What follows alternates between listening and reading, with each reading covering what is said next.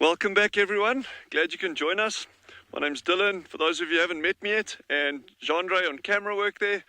And again, it's great that you can be with us, and please just enjoy the drives this afternoon. It is kids session for the next hour or so, so you know, any questions are obviously welcomed. We'll focus on those first, and I just hope all our my colleagues down in the Lowveld and northern KwaZulu-Natal at Pinda, they also have really good drives, and it's just great having you with.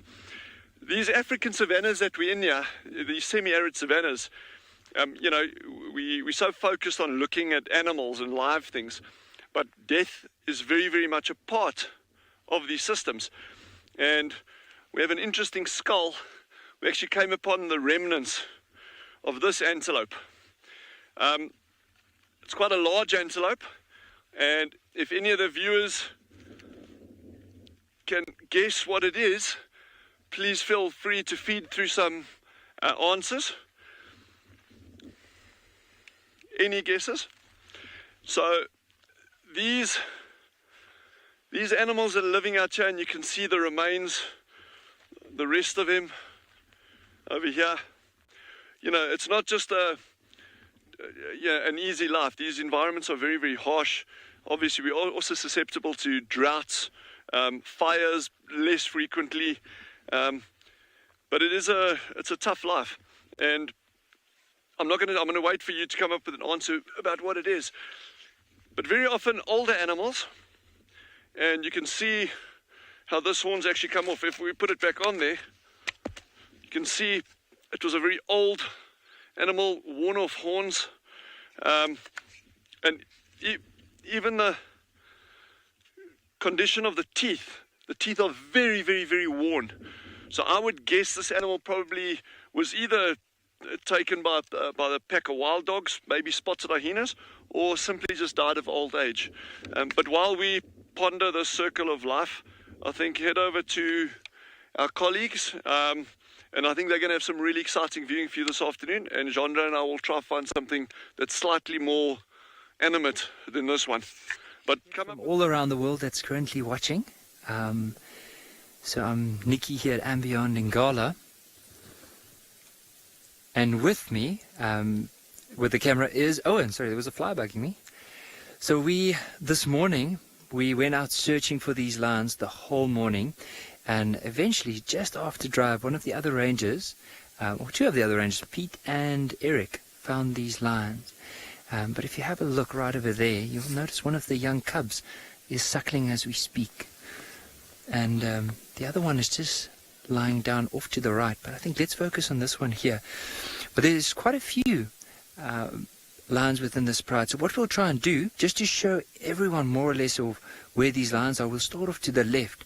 So you'll notice, just off to the left here, there's a tree with a bit of shade. So it is warm as we speak. So you'll see there's quite a few of them lying down in the shade.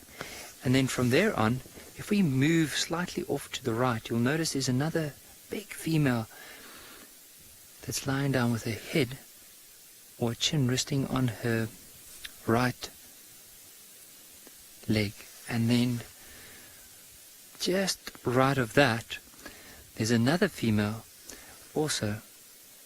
At the moment, she's just grooming herself. You can see her licking her paw, probably brushed it through her face a couple of times to clean it.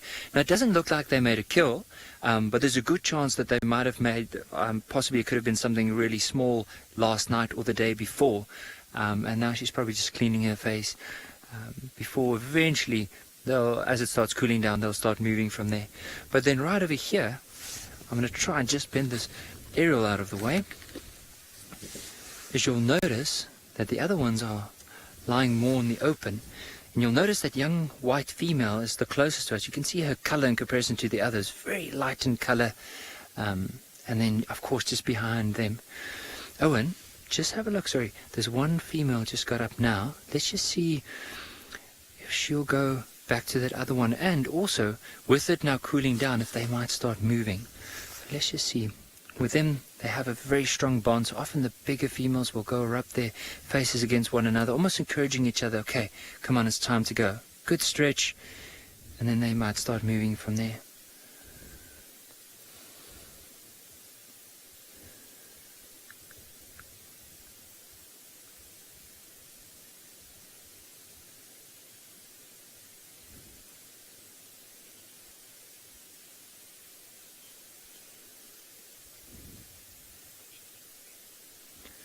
So for all the young kids, if you have any questions about lions or want to know a little bit more about their behavior, please remember to send us those questions so we can try our absolute best to answer them for you. But you'll notice with these two, often with the pride like this, if there's any opportunity for them to eventually hunt or start moving, they'll probably be the ones that instigate it. They'll say to each other, okay, come on, let's go. And then all the rest of the pride will then follow them.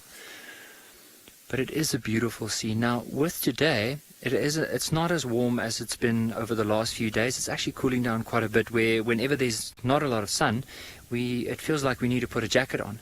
But hopefully, with that, it would also encourage these lions to possibly start moving. But we'll just watch them for a little while longer and see if there's a chance. Now, there is also, as we mentioned earlier, there is a young male that's laying down not too far from where they are, but he is still pretty much covered by the grass. But we'll try and see if we can just position the camera so you can see him. Yeah, with the leg up in the air. So you'll see this male is actually laying down with his foot. Oh, there's one. You'll notice that one has quite a lot of fluff around the neck. So that's a young male that's now stretching out his paws. And just like at the back of where he is that there's also another young male. But they are so relaxed as we speak. Just look at the way they're lying down.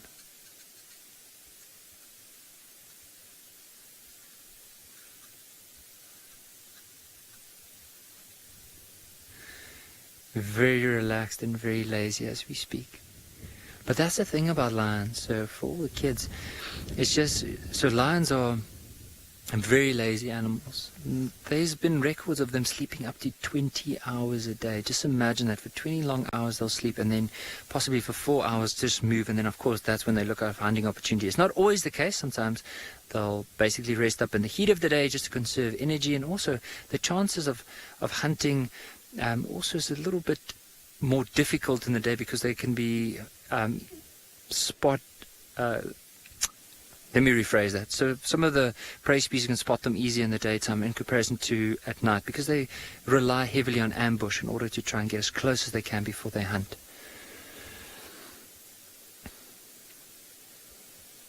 But I think what we'll do is let's just get back to this one cub that's suckling.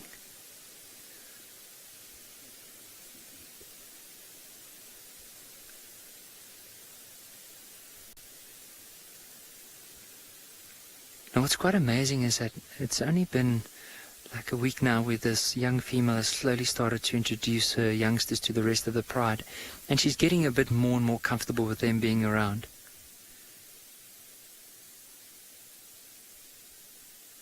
So I think while we're going to spend some time with these lions and see if there's a chance of them starting to move, we're going to send you across to Tristan and Juma, apparently with some elephants in the water.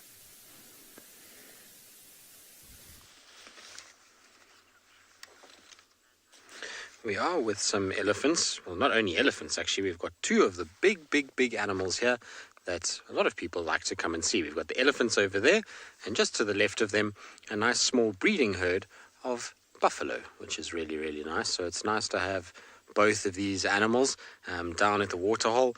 It's quite a common thing to see at this time of the day. You get a lot of animals that come down in order to drink, even though it's not been hot today at all. It's actually quite a cool day here. But these guys do need water, particularly buffalo and elephants. They're two of the species that we see out here that are the most dependent on water. But before we discuss all of those kinds of things, I need to tell you who I am. Otherwise, I'm just a voice in the kind of midst of technology. My name is Tristan. On camera, I've got BK this afternoon. And like I said, very warm welcome to Juma. Hopefully it's going to be a productive afternoon. So far it is, I suppose. To have two of the more iconic animals in the same place is always a great way to start the day, that's for sure. I suppose not the start of the day, but the start of the afternoon. Now, you can see the buffalo are kind of just sitting around, not doing too much. I think they were trying to come down to drink, but the Ellies have been a little bit of a bully to some of them. They come down and they try and chase the buffalo a little bit. It's quite a common thing to see when elephants are at water. They get a bit protective of their water, and they can sometimes chase all the other animals, sometimes birds, and various other things. Oh, this one's about to play with mud in front here, BK, sorry. I know that's you're at the buffalo, but it's quite interesting watching these ellies in front as well. They've been busy themselves. They had a little mud sort of wallow, and they're using their tusks to actually break the mud up before they sort of push their heads into it and throw it on their backs and their sides in order just to kind of cool themselves down, as well as to create basically a layer that will harden on their body. So as the layer hardens on their body, so they're going to scratch up against a tree or something like that, and it'll actually help just, one, exfoliate the skin to get rid of any sort of dead skin cells that potentially are on them, but two, to get rid of any parasites. So if they've got ticks, that mud encapsulates those ticks or hardens around the tick, and then when they rub, it actually pulls the tick off, which is very, very clever. So you can see this one is kind of on its knees now, playing in the mud, which is a common thing to see with ellies. They love mud and bath time. They really enjoy kind of getting dirty and just covering themselves. But the herd of elephants is actually quite big. It's not just the 2 or 3 that we see here. They're actually stretching all over this whole area. And what you'll find, as we're going to see this afternoon, is that they'll spend their time quite close to the waterhole feeding. And as they kind of feed, they'll eventually get to the point where it's just before dark. Both the buffalo and the elephants will probably drink again. And then they start to move away from water points like this to slightly more open clearings, particularly the buffalo, where they'll then spend the night. So I wouldn't be surprised these guys from here come up to this more open clearing behind me, where they'll be able to rest. And the reason why they do that is that they know at this time of the day the predators aren't really active. It's still warm enough that most of the predators will be fairly sleepy, and so it's better for them to come down to water now, and to take that chance, especially because of how bushy it is around this dam. And then at night time, when the predators are more active, better for them to come up to a more clear area where they can spot things like lions, particularly in a buffalo's case, a lot easier. So we'll probably find that they'll move like that, or they're going to go a little bit further to the north during the course of this afternoon to another little pan that's round the back of the lodge. It's also got a nice little open clearing that they can spend a bit of time. Just see a couple of the little ones. I wonder if that little one might be eating sand. Sometimes they can eat sand. Oh no, it's got itself a little root. Sometimes animals do eat sand, or even eat their mother's dung. So in the case of little baby elephants, they will eat their mother's dung quite regularly, and it helps to just get their digestive system working and to get a whole bunch of bacterias and certain elements inside there to basically be able to digest the food that they eat. Other animals, like I say, eat sand and the earth, and that's to get minerals that they might be lacking in their diet. This one male buffalo is making me laugh. He's passed out completely on the right-hand side. You see him, BK? He's decided that's nap time. He almost looks like he's dead. He's not. He's very much alive. He's just, I think, had a really rough day today, and I can sympathize in many respects. And so I'm glad that he's getting a nice nap. He's decided that he's not going to wait until this evening before he sleeps, that he's just going to lie down and take it easy right now, which is cool. Like I say, he is very much alive. If you watch his tummy, you'll see that it's rising and falling very, very slowly, and his ears are flicking. You can also see the oxpeckers that are cruising around on him.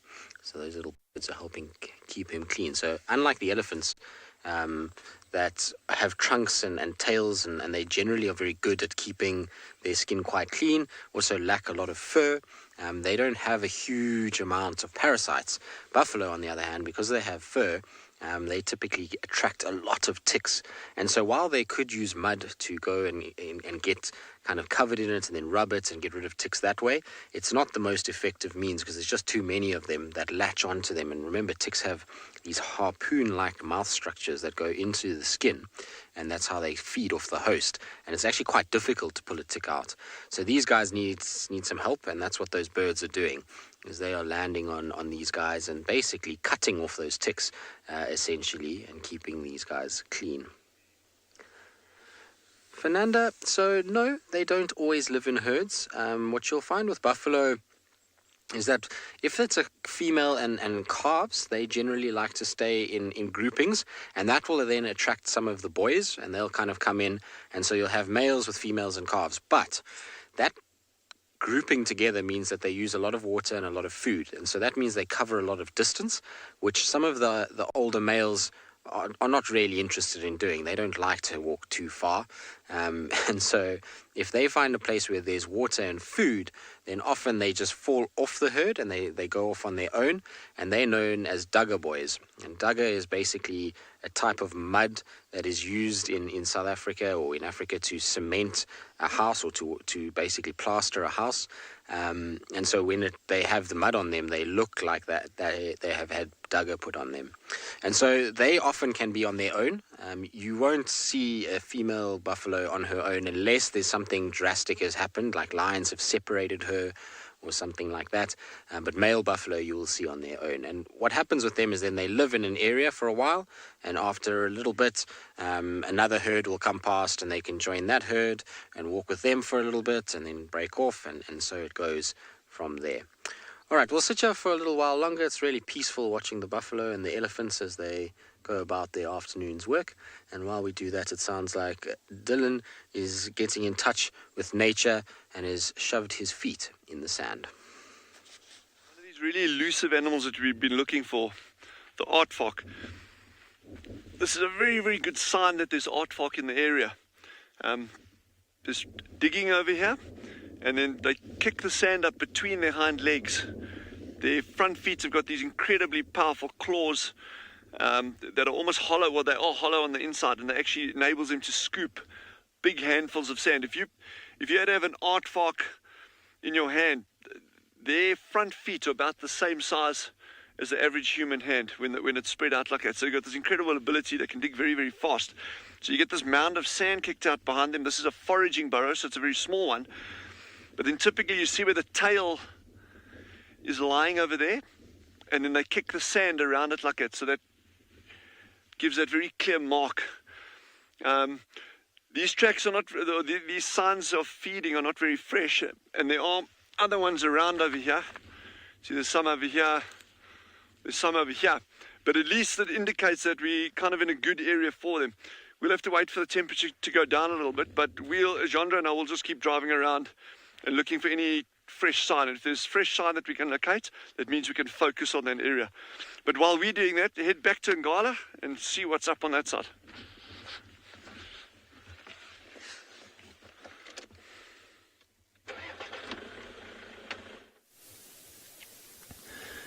So a few of the lions actually got up and started moving further on. So you'll notice that those ones, like they just gone flat. But you'll notice on this side, more off to our left, there's still two females that picked up their heads. You'll even notice this young female that was laying down with the two young cubs, how she picked up her head and she's looking around. Now the biggest thing is as soon as one of them start moving, all of them would of course follow. But there were earlier on, there was a wildebeest that moved in the tree line, and it was moving from left to right. And I wonder if that wildebeest moving, maybe that smell, blew onto these lions, and that's why they picked up their heads, just to scan the area to see if there's anything. But it was pretty far off, so it will be interesting just to see what's going to happen from here, if there's going to be another opportunity, or if they're just going to wait until it starts getting a bit darker before they start moving. There's one youngster that also got up now. It's one of the young males, and he's probably going to move towards where that female is now. There he is. I think if we can follow him on, because he's going to go to that other female that has the youngsters. Let's see how she would react to it.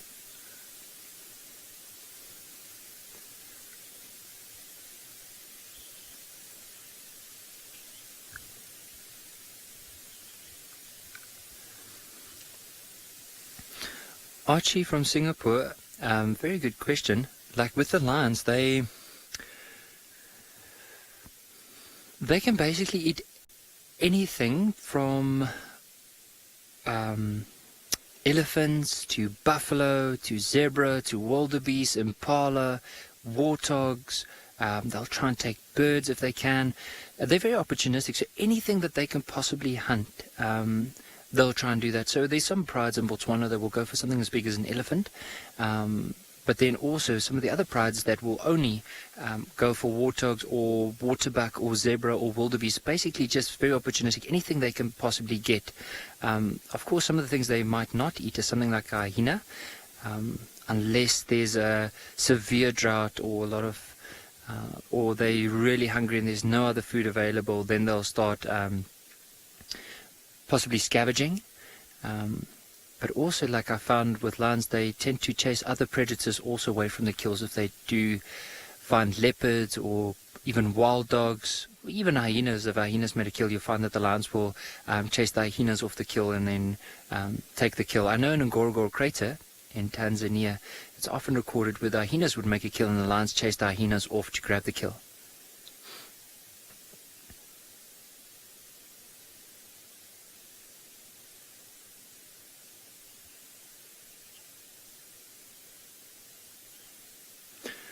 So while we're spending some more time with these beautiful,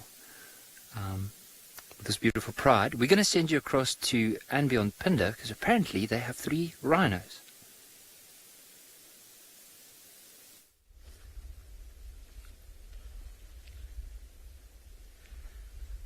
Good afternoon, everyone, and welcome back to and beyond Phinda Private Game Reserve. I hear you've been spending a bit of time with Nikki with some lions. That sounds absolutely incredible. But have a look over here what we've managed to find for you today. Also, just by the way, before I forget, I am Clive, and behind the camera today we have Marcel, by the way.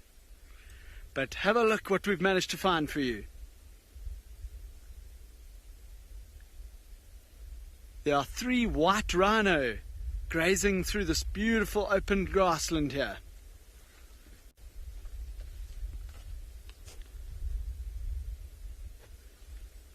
Now, for now, they are probably in the region of about 80 meters away from us. But they are slowly but surely coming our direction as they are kind of just with their head down, they're slowly walking.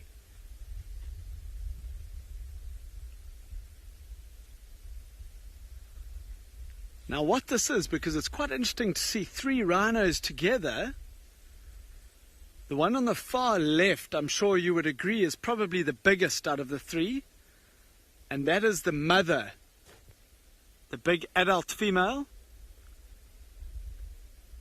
And then the smaller one that's closest to her will more than likely be her calf, which is already quite old. At that size, it's probably in the region of about anywhere between 2 and 3 years. And what's happened is that third one, the one that's further away, is another calf that's recently been pushed away by its mother, and it's just for safety, it's come and now joined up with these other 2 rhinos. You can imagine the one on the right has now been pushed away from its mother. It's feeling, it's kind of probably wondering, why am I being pushed away? And it's a bit nervous with being out in this wilderness by himself. So it just feels a little bit more comfortable when there's some more presence of other rhinos.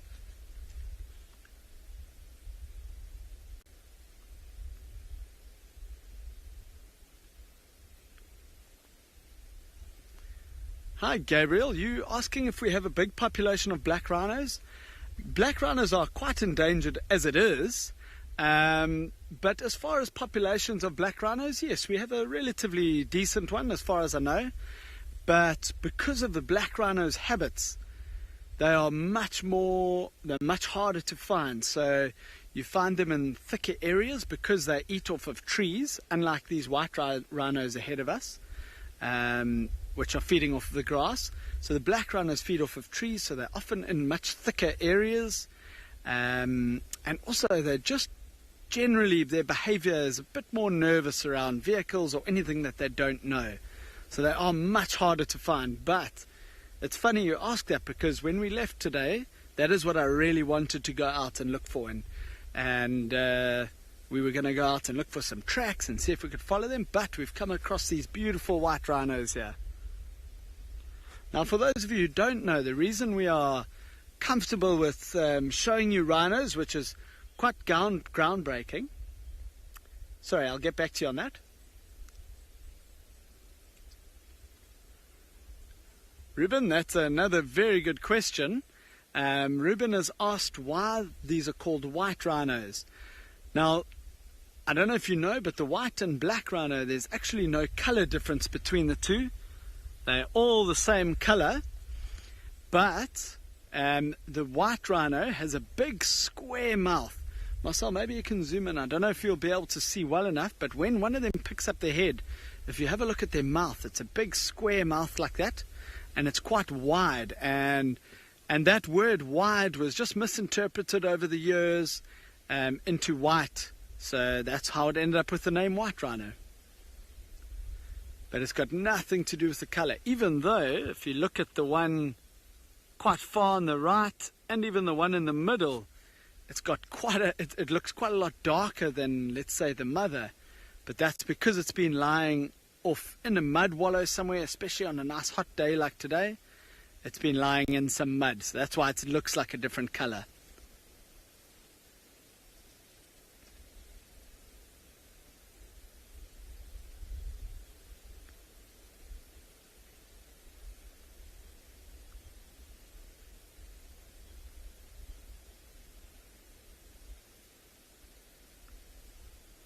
So apparently, Nikki has got a very exciting update for you over at Impala. We're going to cut across to him now, but we are going to stay with these rhinos and wait for them to come a bit closer. So we just saw this, it looks like the young male cub. They've just walked around and lied down right in front of Mom, or just on, like right next to Mom actually. Now, you can see with the angle of the sun, it's a very warm color, so that's a good indication that it is slowly starting to cool down for them. But also there's quite a bit of cloud still in the air, and there's a light breeze blowing, so it might be that either the mom's going to decide to move them into either a little bit more shade because it is warming up, or she might even decide just to keep them there for the next little while and watch what the other females are doing. So some of them gotten up and started moving, as we mentioned earlier, more in the direction where the wildebeest was, but they've all gone and lied down now.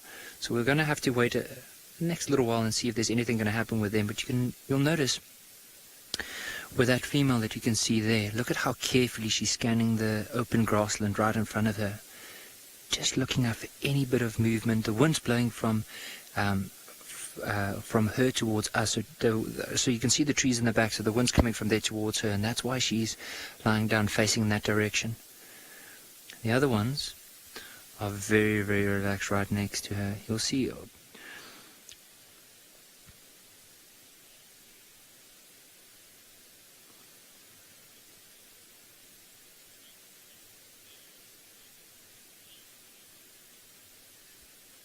Hadrian Park Primary School, there's with lions, so we can work it out. So normally a lioness would be able to start giving birth around about from on average 2.5 years, and it's probably going to be every 2.5 years, so 1.5 2 years, 2.5 years intervals when they'll have their young.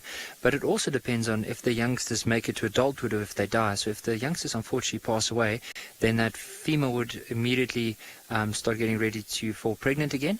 But if not, let's say all the litters are successful, then she could have anywhere from 6 to 7 litters during her lifetime, if she managed to successfully raise them, of course. But it all depends on if she raises a few, or if some of them pass away. But I would say on average, if she was successful, it will probably be 6 or 7 litters. You can see Mom's just gotten up, she's starting to stretch. Let's see if the youngsters are going to follow her.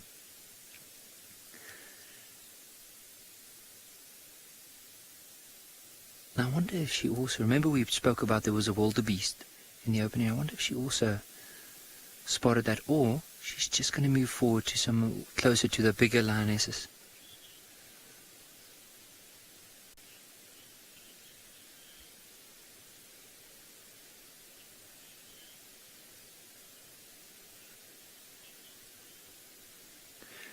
Lucy, age 5, lions will start eating meat from, believe it or not, close to 2 months. So I've seen it before on Ambio and Peninsula, where Clive is guarding at the moment, where you saw those rhino.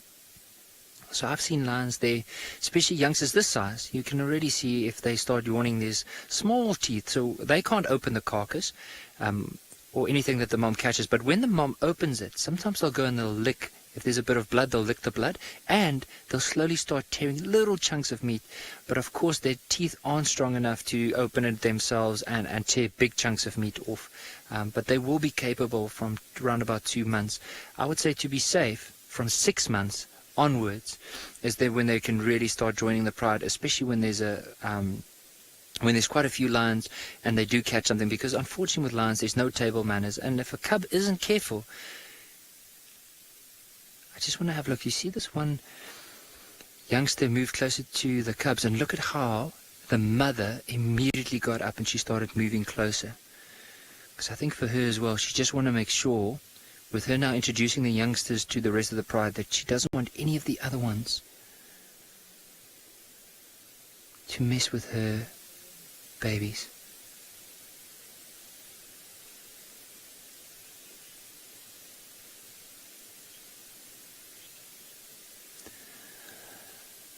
So I think what we'll do is, as I mentioned, I think this whole afternoon we'll probably just spend with them and just try and see where they might be off to.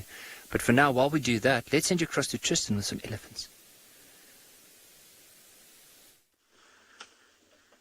Well, I hope that you get to spend the whole afternoon with them, Nikki. It's always nice to spend time. It's one of the things that I always try and tell people when they come out on a safari, is to try and spend time with an animal, because the longer you can spend with an animal, the more chance you're going to get of seeing that animal behaving naturally by the fact that it's going to start calming down after you've already got there. So remember that, the sound of a vehicle is a foreign thing for animals. It's not something that is naturally occurring normally. These animals have gotten used to us because we've driven around here for so many years, but it unsettles them slightly. It's noisy, there's obviously an element of smells that come through, and so it takes animals a few minutes just to kind of get used to your presence, and then from there, animals, they have their own lives, they live their own way.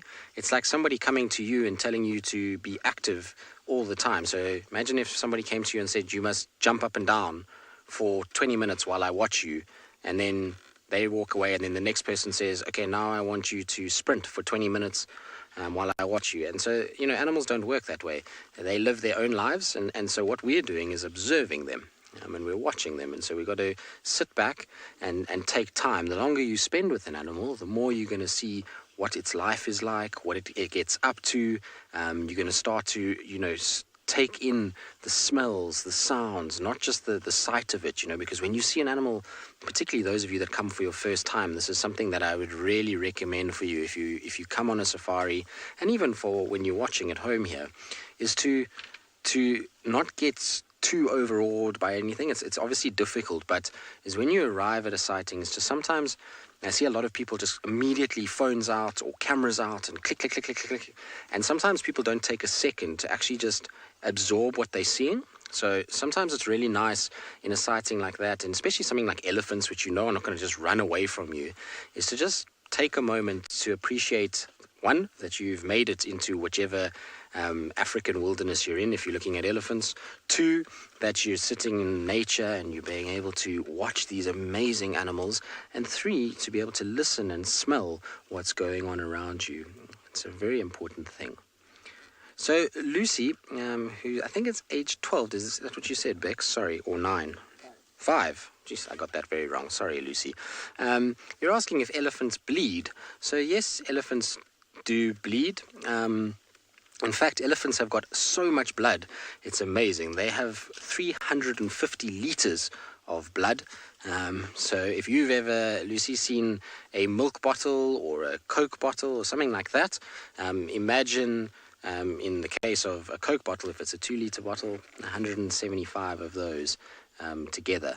That's how much blood is in an elephant's body. And so when they get cut by maybe fighting, so if their tusks hit each other, then they can get a cut like that, and they can bleed from that. Or if they get attacked by a predator, if they are younger, or the thorn scratches their ear, they can get blood from that and it can drip out. And funny enough, there was an elephant that died, which was very sad, near Chitwa the one year.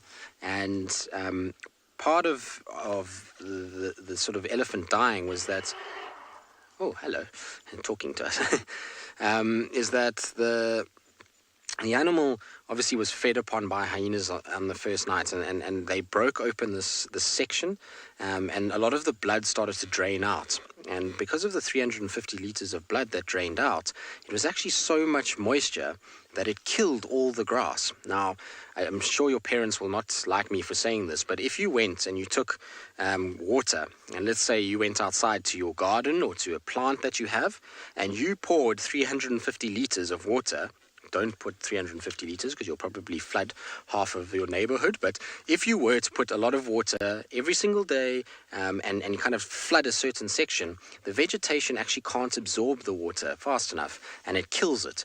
And so you'll actually kill that area. And that area around the elephant, it took, I mean, even now, the growth that is there is not as much as the surrounding parts. And that is 10 years later, basically. So it takes a long time to recover, and gives you an idea of just how much blood an elephant does have. And yes, so once the skin is broken, they will bleed, but the skin is quite thick. It's about 2 centimeters thick, so it takes a lot to cut it open.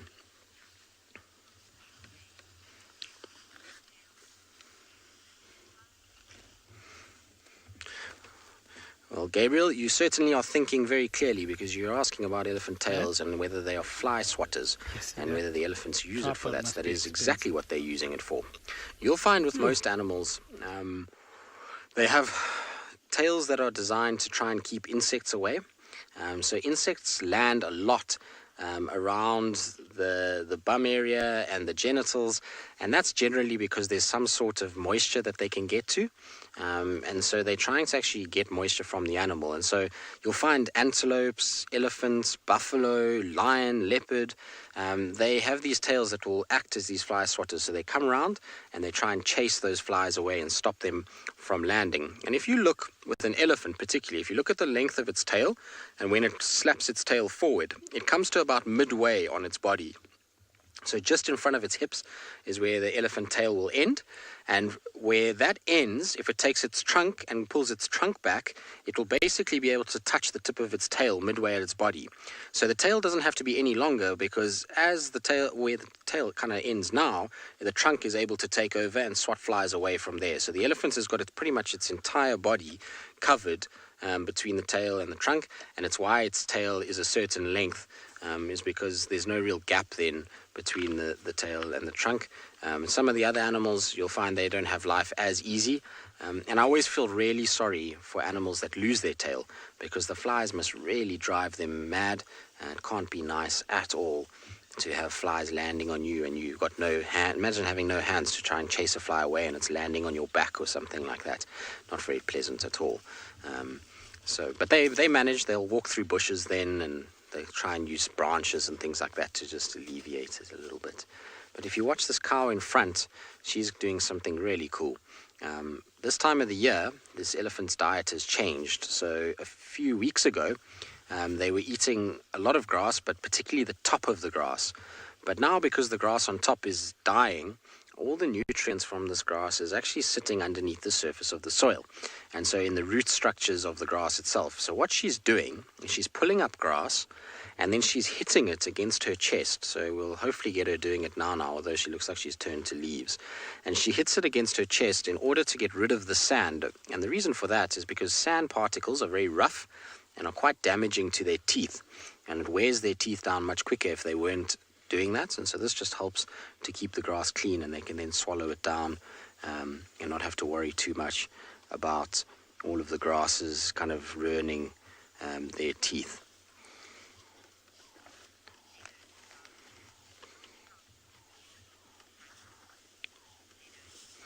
So Miss Meadows' class, elephant trunks and their strength and how strong they are is a difficult thing to measure, because It depends on the size of the elephant.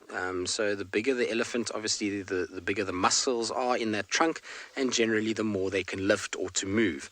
But if it's a very big bull elephant, I mean, they can move trees that would take 4 or 5 people to move. So they are very strong. It's a lot of muscles in there. You'll see them sometimes, they actually pick up a tree and just move it to be able to feed close to it, which is pretty cool. But the exact strength of each individual elephant will change, and that's the same with people. We're all different in terms of our strength capabilities. Some are stronger than others. Hello. Are you coming to say hello? It's nice to meet you. It was out of nowhere. That elephant changed path completely. It was walking with the rest of them and decided just to come say hello quickly, which is always a wonderful experience. Having an elephant like that just walk past is so, so magical. Like I was saying earlier, it's sometimes good just to stop and watch and listen, which is exactly, obviously, what we were doing.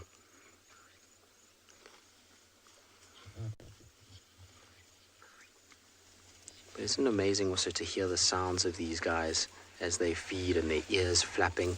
I'll keep quiet a little bit so you can hear it, because sometimes you can actually hear the ear hitting the side of the body, which is really cool.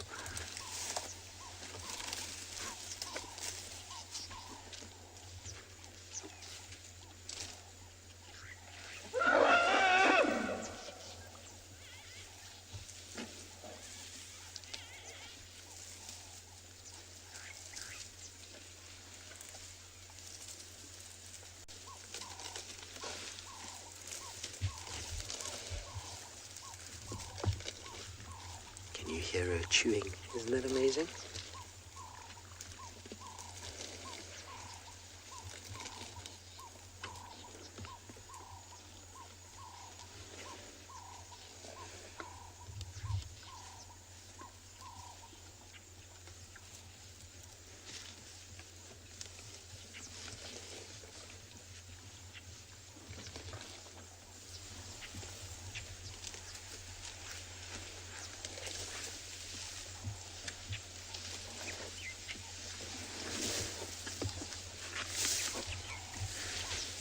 Sure, you could hear her breathing, you could hear her ears slowly flapping. Now, a lot of you might be wondering why the ears flap the way that they do. Some people have heard that elephants, when they're angry, will flap their ears. That's not actually true. An elephant's ear is a very, very, very interesting little design. It's designed to keep this animal nice and cool. Now, if you look at the elephant ear, do you see that there's little kind of ridges on it, which are veins and a network of capillaries that runs through this particular ear? And so what's happening is on the back side of the ear, the front side, the skin is very thick compared to the back side, and that's because as it's walking, it's hitting trees and branches and thorns, and that's scraping and could potentially be tearing at the ear. But on the back side, which is more protected, the skin is very, very, very, very thin, and I'm hoping she's going to flap her ear forward for us nicely and we'll be able to see. But that thin skin means that as she flaps her ear, she's pulling air over the back of the ear, and that means that cooler air running over those network of veins is actually cooling the blood in her veins and in her body, and basically cooling her down. So like you might sweat when you're hot, this is one of her ways of just making sure she keeps herself nice and cool. So she flaps, and the hotter it is, the more an elephant will flap its ears to try and stay at a nice temperature. And it's the most effective cooling system of land mammals. It's able to cool these guys by as much as 2 to 3 degrees in just a series of a few flaps, which is really amazing. So it's a very, very cool system that they have. Unfortunately, she's now hidden, so I can't show you the back of her ear, but this one is looking like it's going to be cooperative and show us the back of the ear. Very, very, very cool. All right, unfortunately, kids, it's that time of the day where we're going to finish up things that just for you, but don't worry, you can still watch and you can still ask all of your questions. We certainly won't stop answering them, but we're going to include all of the adults for the rest of the drive. So I hope that you continue watching. And for all the adults that are just joining us now, it's nice to have you on board. We look forward to a successful drive. Remember, if you do want to ask questions like the kids were asking, then use the hashtag WildEarth or at FC on the YouTube chat. It would be most appreciated. What would also be most appreciated is that if you guys would continue to support us. Obviously, bringing you sightings like this daily is not an easy exercise, and so your support is greatly appreciated and needed if we are to continue this. And you can just follow the link that is being posted up now. Oh, it was so nice. That little elephant walk by has made my day, to be honest with you. Having an elephant that close is such a special experience, especially one that's so trusting. You know, it didn't even flap its head at us, didn't bat an eyelid really. Kind of came past, investigated, little trunk, and sort of side-eyed us, but there wasn't really any sort of aggression. There wasn't any sort of nonsense. Just so pleasant when they do that, and they kind of come right past you. It's an awe-inspiring thing to have an elephant that close, and I must be honest, I'm really going to miss it. Tomorrow's my last day here for a while, for now, and so, you know, got to make the most of these little moments like this. It's really very, very cool to have that alien. Like I say, I'm going to miss it thoroughly when I go back home. I'm not going to have as many elephants walking around, that's for sure. The elephants have actually been fantastic the last few weeks. So many nice herds, and in the last 2-3 days, we've just had so many big herds. It's been really, really epic to see. All right, we might carry on now. I might go and just scratch around, see if I can find any sign of any of our spotted friends, because I want to try and spend as much time with them as I can before I go.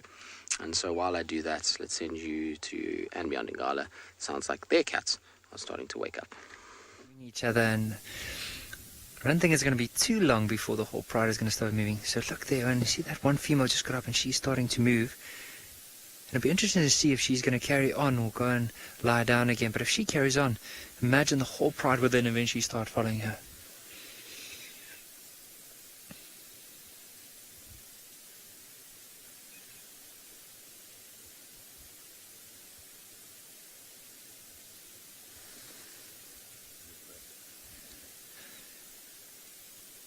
See, the white young male's also gotten up and he's on his way to go probably lie down with the other ones.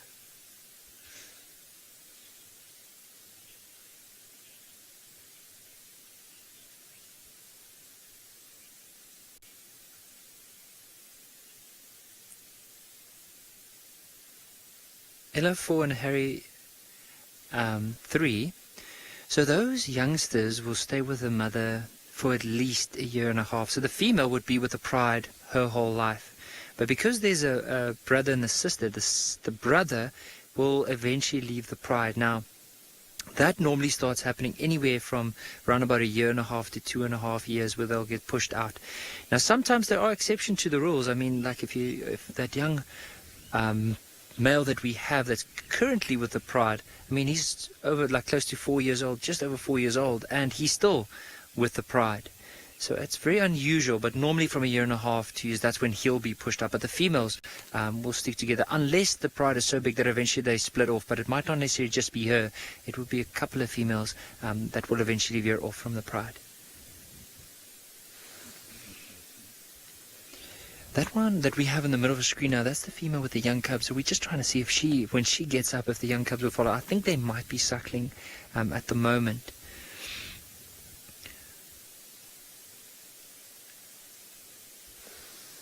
You'll notice this female's also gotten up and she's also staring down in that direction. Now, as we mentioned earlier, so the wind is basically blowing in from the direction that they're looking in towards them.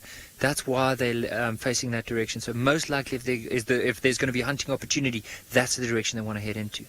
Because then at least they'll make sure that they're downwind from whatever might be there, but also then they can start using the cover and possibly a little bit longer grass in order to conceal themselves.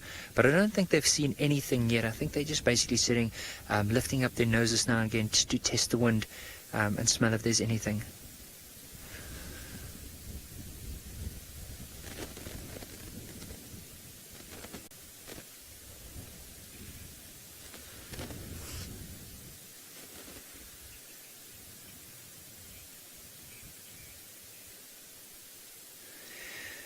So we'll spend some more time here as we mentioned earlier, I think we'll definitely try the whole afternoon, unless they decide to just go and lie down. But I think if there's an opportunity, it looks like they might be pretty hungry this afternoon.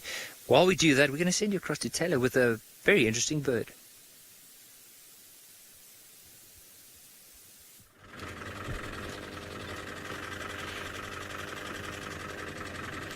Hello everybody, welcome. My name is Taylor and on camera with me today is Gert. And well, we are having the time of our lives this afternoon. We've had a phenomenal safari. We've seen a lioness, we had slow, and we had some giraffe, but there's one giraffe walking down the road, so we're going to try and catch it. But it seems as though the signals doesn't want to play nice with us today, but that's fine. I'm just going to slowly catch up to this giraffe. It actually could be quite interesting because this road that we're sort of snaking along is filled with marula trees. It's very pretty in the early morning, and the giraffe is much taller than most of the branches that are overhanging on the road, so I think it's going to be ducking and diving. I'm going to just go around the next bend and then stop, and then we shall have a look at it. But what I would love to do with you one morning, just for a nice little scenic road, scenic shot, is to come down here. So, that's quite nice. Sorry, we're just driving very slowly, as you can see. And this road is appropriately named Marula Road. Can't imagine why. Let me just go up a little bit further. You can see the giraffe. It's just now.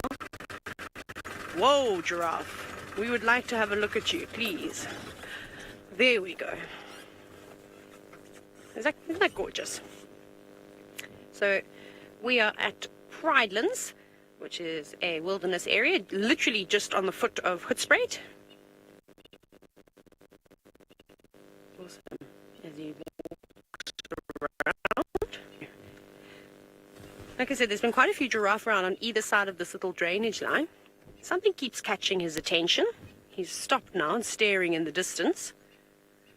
Whether it's because he's spotted some of the female giraffe that we were looking at earlier, maybe he's heard some elephants, or perhaps he's picked up on the scent of the lions that have been laying about during the heat of the day.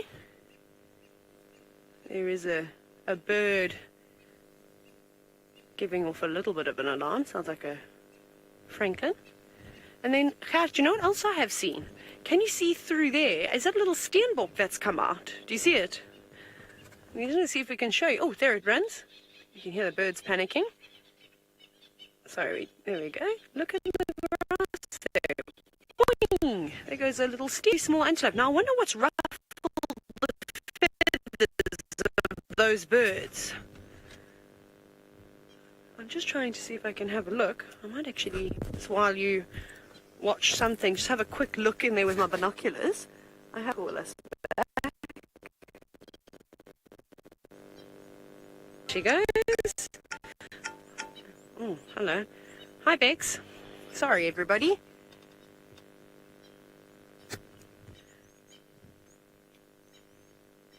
We're going to try and sort out our technical difficulties, so off you go to look at a ginormous elephant.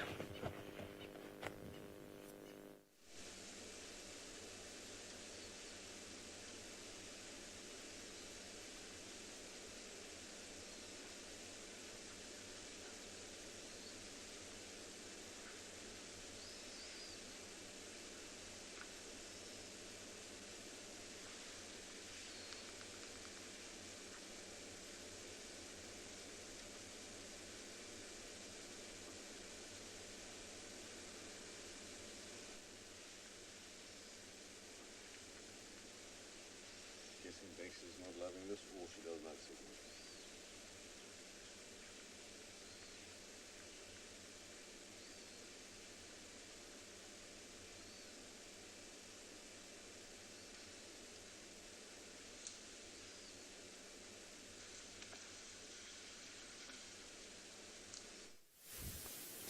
So we're just having a look at these lions. So they've all started moving and laid just in the shade off some of these trees, and the thing is, it might just be a way of concealing themselves.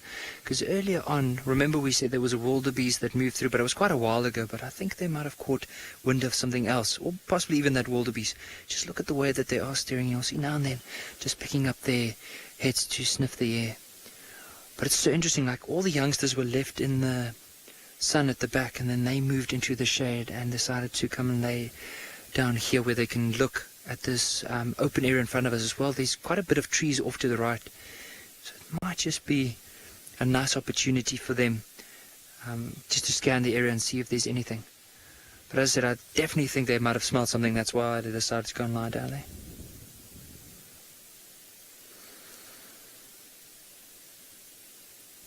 You'll notice the youngsters are moving from the back, actually coming closer. The thing is, they might not join up too close.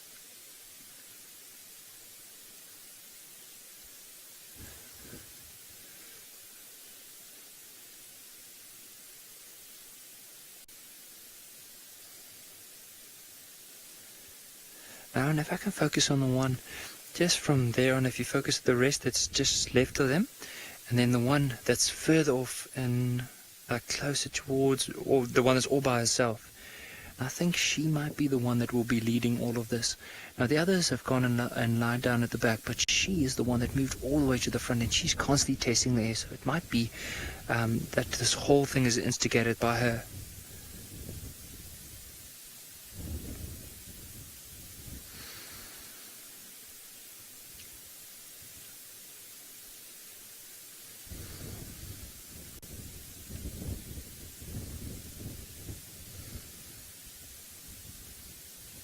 You know what, let me quickly use my binoculars. I think I might spot something.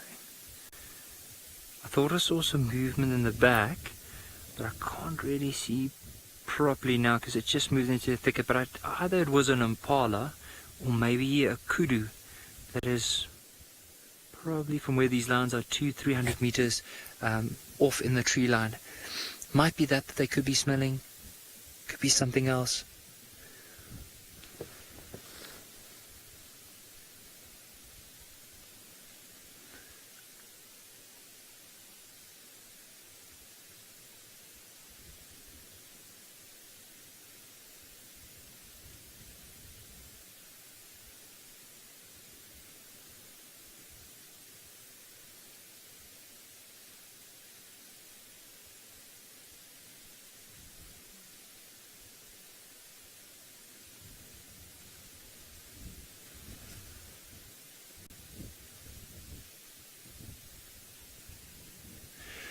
So while we're going to see how this whole scene plays off, we're going to send you across to Ambio and Pinda, because apparently they have 2 rhino calves.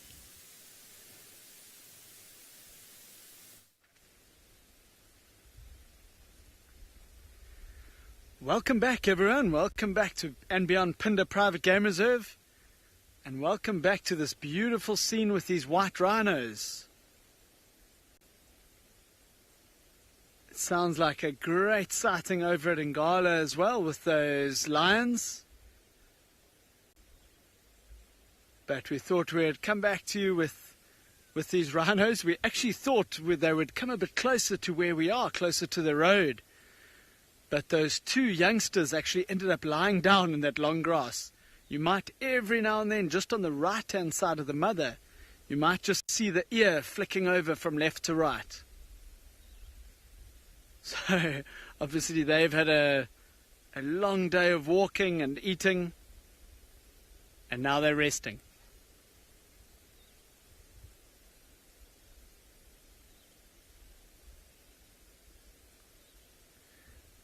Miss Meadows, you're asking why these rhinos move their ears all the time. It's literally for hearing. You might, especially if you look at the mother, you might see that each ear moves independently. So she can move the left ear to face backwards, which is what she's doing right now. See, now it's popped forwards again.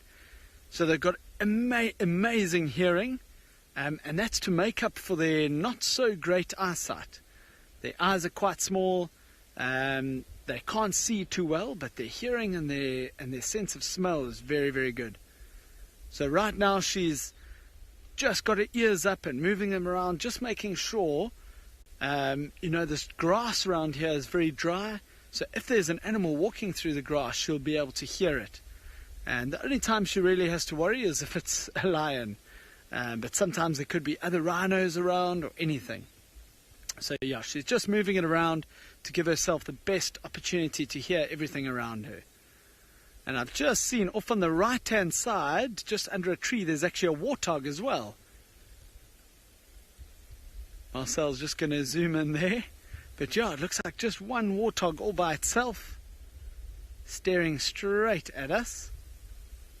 There we go, slowly walking towards us.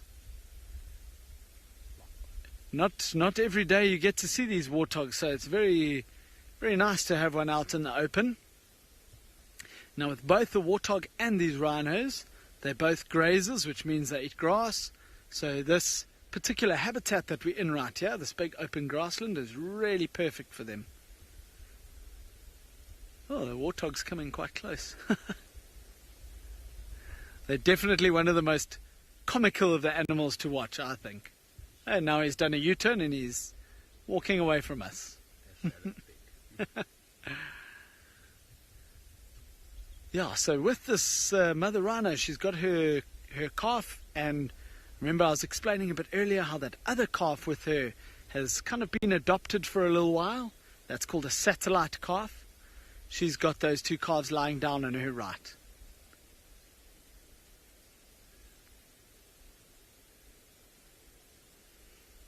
So also what I started talking about just now is the little darker patches on these rhinos. Well, you can just see it on the mother at the moment. So especially today, it's been quite a hot day. I think around late morning, maybe lunchtime, they were down in a nice big pool of mud, wallowing to help them just cool down and help them. That also puts a bit of a protective layer over their skin to stop little biting insects.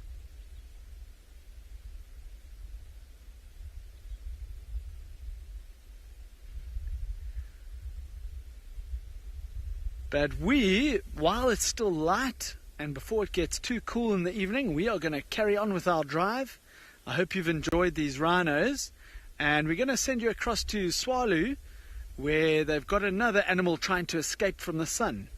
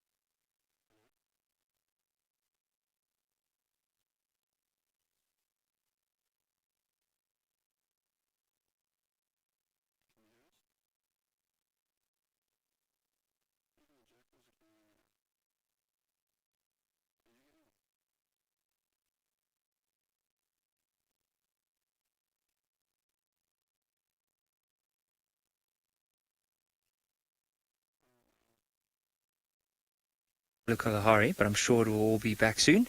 In the meantime, just an update of what's happening with these lions. So you'll see a few of them. A few of the bigger females have gone and laid down in the shade, but there's a youngster that has creeped up now. Now, my biggest thing is often when the youngsters get too excited, they might spoil a hunt. And this one is venturing off quite far in the sun and very exposed. So if there is anything there, of course they'll see this youngster. And often, especially in the daytime, if the youngsters start joining for hunts, especially at that young age, they do spoil quite a bit of the hunt. Just want to see if it's a young male or young female that's moving there.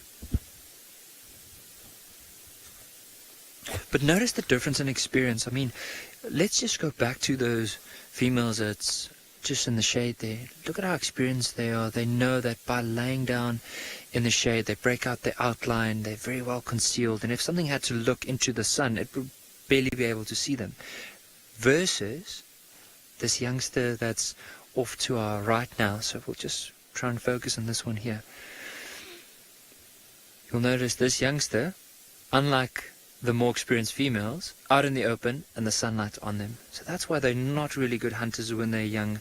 And even with a big pride like this, it's probably going to be a success rate of 40%. So imagine out of 100 attempts, 40 times they'll be successful. But if these youngsters carry on the way that they're doing now, they might even spoil this hunt now as we speak. Because there's definitely something here. They've showed a lot of interest. Normally with lions, they only start moving once it starts getting a bit dark. But for them moving now, it either tells us they're hungry or there's possibly an opportunity for them. And you'll notice every time they move, it's not like they just move and they go and their heads are down. They're basically moving with a agenda, going, sitting, okay, scanning, smelling. All right, what's the next step? Possibly what they'll do from there is move a little bit closer. Now, we can't see anything from where we are now, and that might be because there's quite a few trees on our way, and also we've decided to stop quite a bit of a distance away from these lions, because the last thing we want to do is interfere with any of their behavior. So we're trying to just be on the sideline here and watch them. If they start moving, we'll give them an opportunity, and unless they stop again, we won't move. So we want to try our absolute best to give them the best possible chance, if there's anything, to be successful.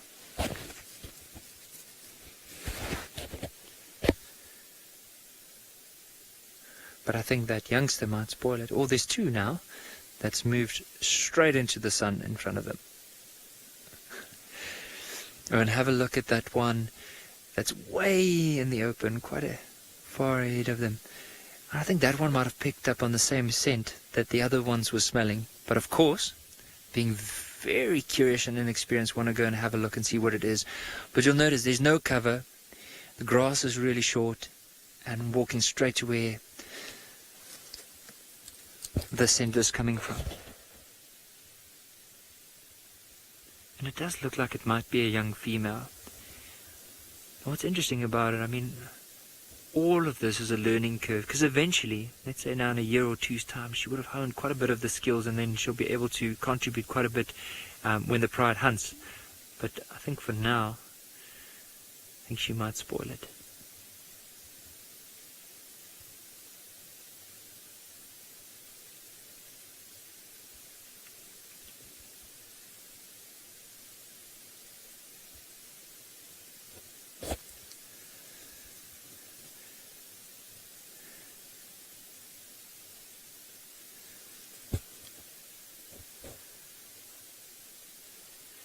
And I think let's stay on that youngster, because if there would be something there, often they can't help themselves and they start running from quite a bit of a distance away. Let's just look at the whole body language. Maybe we'll see the shoulders crouching down. Maybe use a little bit of cover. You can see the tail's not moving a lot, so that's a good sign that there might be something in front of her.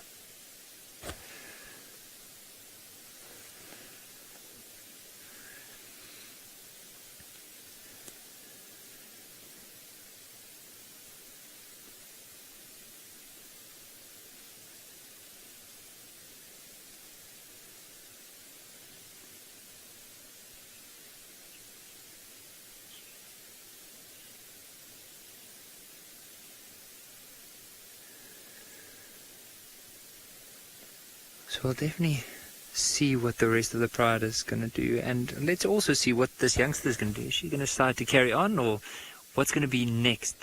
What's the next plan? I think while we do that, we're going to send you across to Steve for some wildebeest.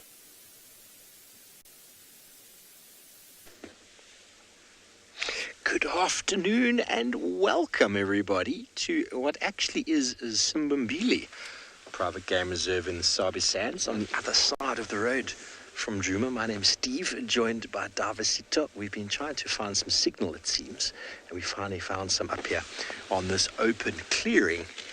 I don't know what it's called on Simbambili, but it's a wonderful open area, and it is home to its own herd of gnus.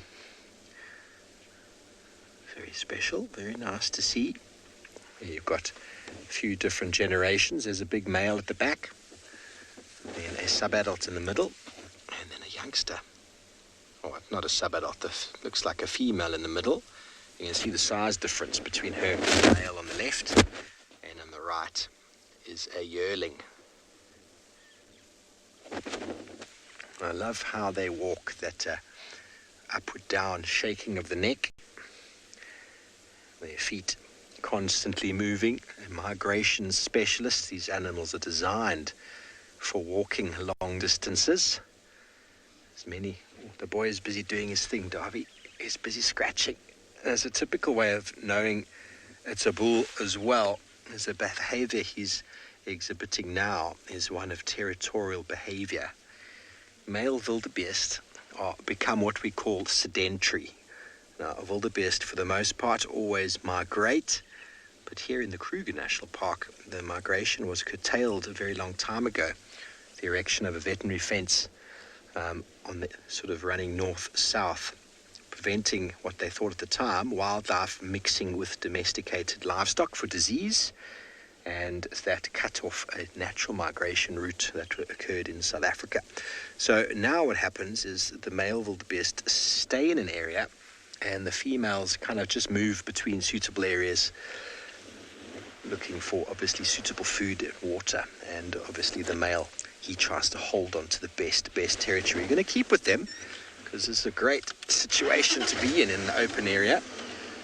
Now, if you've ever watched any footage of the migration, and you see those wildebeest, how they move in vast numbers over a very large distance, and what happens every single day as that herd moves, that is a different type of gnu. It's called the white-bearded. This is the blue or the brindled gnu.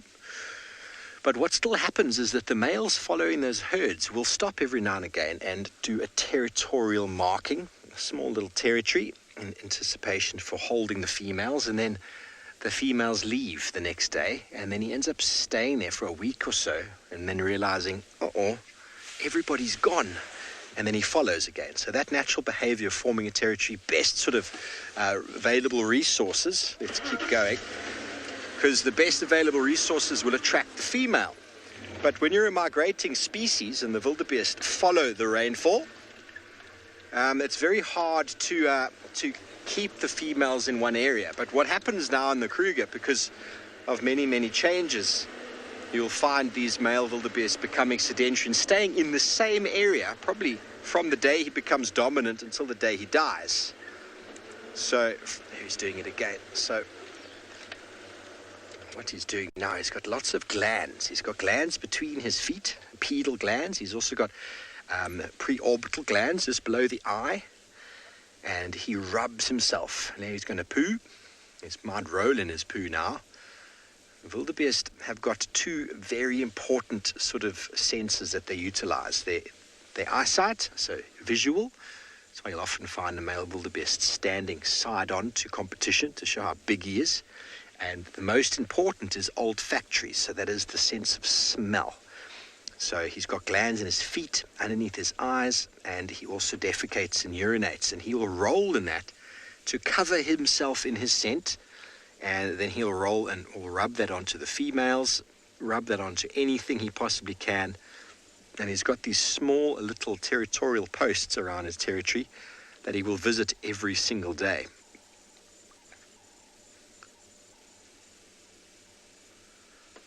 Another good way to identify that he's male, have a look at the ears. Can you see that the ears don't extend further than the horns? The horns go a little bit further out. So bear in mind, both male and female wildebeest have horns. There's a monkey. When you look at a female, her horns are actually as narrow as the ears are. So obviously they're not as wide. But the behavior is often the best way to identify male versus female. It's one of those strategies in the wildebeest sort of populations that allow males to stay with a herd a lot longer, because if they don't behave like a male, they get tolerated and they slip under the radar, and they can stay in those massive herds that are so quintessential to the migration in the Mara. Safety in numbers. A wildebeest on its own does face a lot more dangers than one in a massive group. Okay, very good. Well, let's see if we can move up a little bit more. The wonderful thing about these open areas is they afford you a really nice view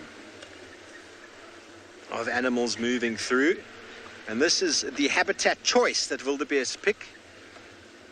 Impalas will come out into these open areas in the We're not going to be able to go down there, Darby. We had no signal there, so we'll just stop here. Thankfully, we got a nice long-range zoom. Let's see if we can get some more wonderful wildebeest behavior. Wildebeest love these open areas. It's not just because of the grass is here, but they like to be able to see their predator approaching. Dense bush is what's happened in and around these parts of the world. Densification of the vegetation has happened over the last 60 years, and so we've seen changes in the dynamics of many of the animal species. Increases in impala number, decreases in zebra and wildebeest.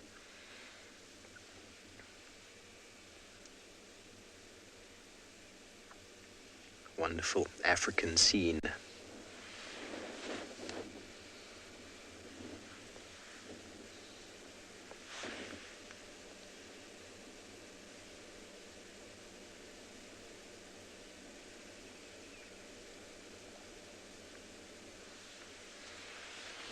They are probably off to go and drink.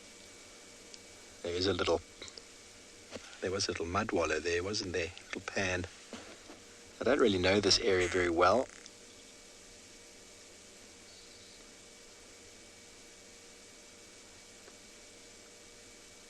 Small little herd of wildebeest. Fantastic. When I last left, there was enormous numbers of wildebeest on the open areas around Juma. And they've still been around. I haven't seen them, Darby. I saw one wildebeest yesterday. When I left, there was, I think, 36. Moved off to greener pastures, perhaps.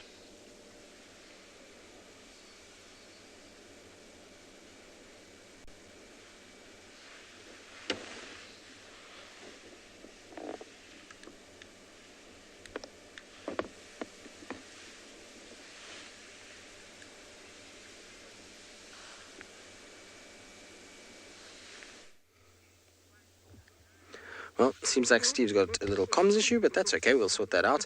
As you can see, there's some nice, clean leopard tracks that are down the road. Now, before we get into the leopard tracks, do need to say thank you very, very, very much, Alan Dow, for sponsoring today's drive. It really is amazing that you guys have, and it's incredible because Alan's actually sponsored 2 drives and has dedicated it to his sister Beverly, and Alan comes from the United States of America in Massachusetts, and I hope that you guys will enjoy the afternoon. Sorry that we didn't send our dedication out a little bit earlier when we started the drive, but like I say, hopefully you'll enjoy it, and hopefully we'll be able to find the things that you guys want to see. Let us know what animals you would most like to see, and we'll see if we can make a plan. Now, I think this is tracks for Tundi and the cub. Now I'll show you why I think it's for the 2 of them, and they are actually the fresher tracks. These are not from when I found them this morning.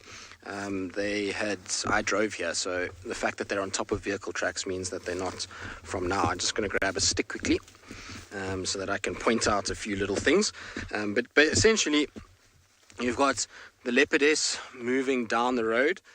So this is her footprint over here. You'll notice that you've got the toes, 1, 2, 3, 4, back of the pad, 1, 2, 3, all right, and this would be her back foot, so you can see quite long versus its width, so it's got an oval shape to it. If you move forward, you'll notice this is her front foot that you've got here. This is much more round in shape, so width and length are almost identical, which is actually not a word that you should be saying, because something can't be almost identical. It's either identical or it's almost, but they're very relative, is probably a better way to put that. So that's front foot, back foot, and then this is the little cub track over here. You can see this little boy, his foot is starting to get bigger, so this is his little back pad over here, and his toes going forward. Now, like I say, this particular track is on top of the vehicle tracks from this morning. The fact that it's cut by vehicles is me. I drove over this right now.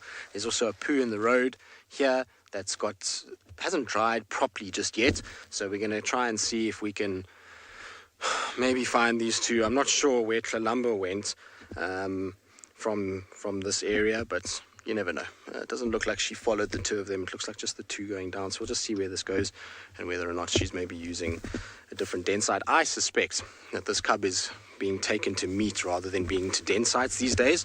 I had this theory already, and PK, did I discuss this with you? I'm not sure if I did. Maybe it was David. But we're chatting about the fact that the other day when we found Thandi with the den in the Mulawati, when she had that kill, I think she actually went to go and fetch the cub to go and take it to the kill. So she made the kill.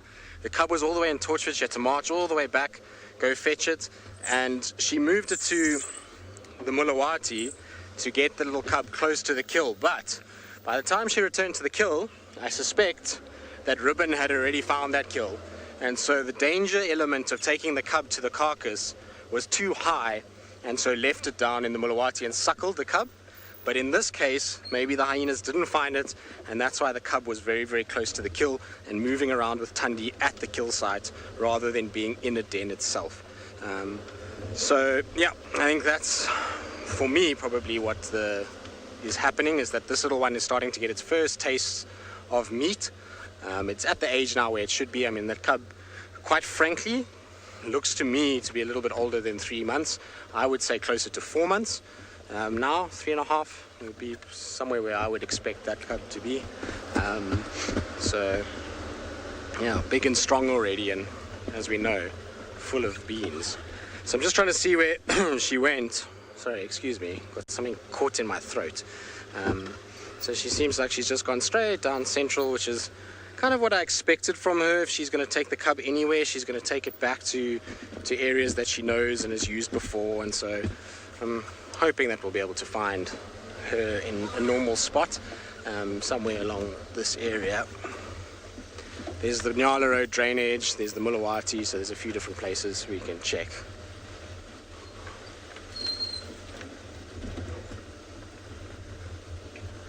Alright, now we're going to try and track them. It's obviously quite tricky tracking from a vehicle, but, you know, we're going to figure it out. Just trying to see which tracks are the fresh ones, because yesterday this particular road was a hive of activity. There was a lot of male leopard, female leopard tracks all throughout this area, which made tracking quite tricky. And so now she's kind of come back the way that all of that traffic went yesterday, the opposite way.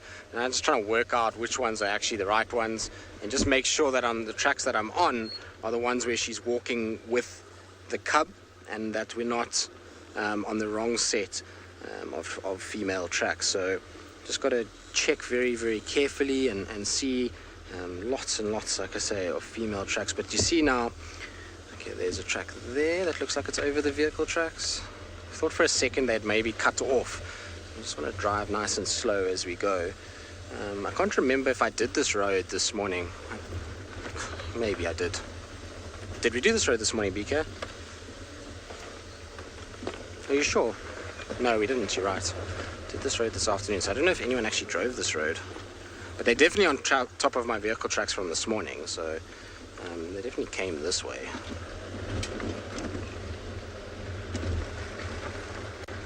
Alright, while I have a little look around here, see what's going on, and just try and figure out exactly what's happening, let's send you across to and beyond Ingala. I believe their lions are up and moving. And there you'll see there's a lioness. Just on the other side there's quite a few Impala.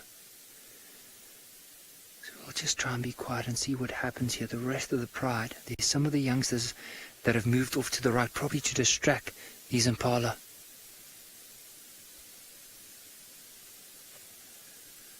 Let's just have a look at the rest of the pride. If they start moving, so that lioness has just started chasing those Impala.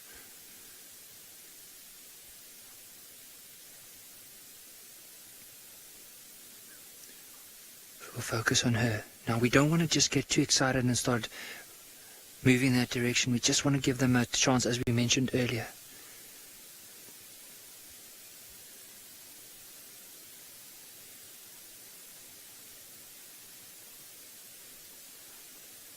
Now, it does look like the whole pride is actually surrounded where this herd of Impala was earlier. So we just want to give it some more time. Even the young male is starting to get involved. So he's just off here to the right through the thickets.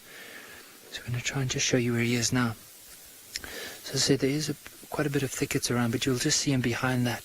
So that's the young male that has the sore leg, but it seems like he is able to keep up with the pride. So there he goes. You can see he's already putting a lot more pressure on his back leg. And of course, being a male, he doesn't want to miss out on anything. Okay, there's an Impala coming. So right in front of us there.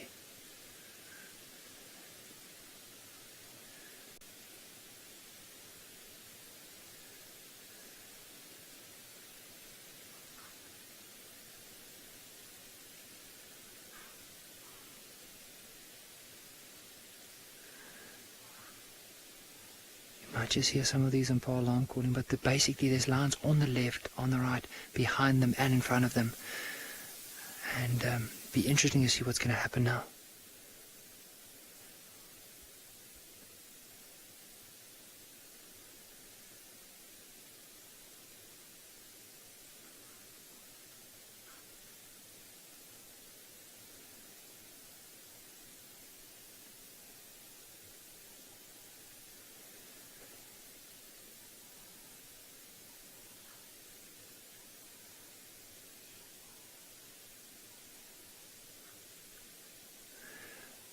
Andrew, they'll start getting involved.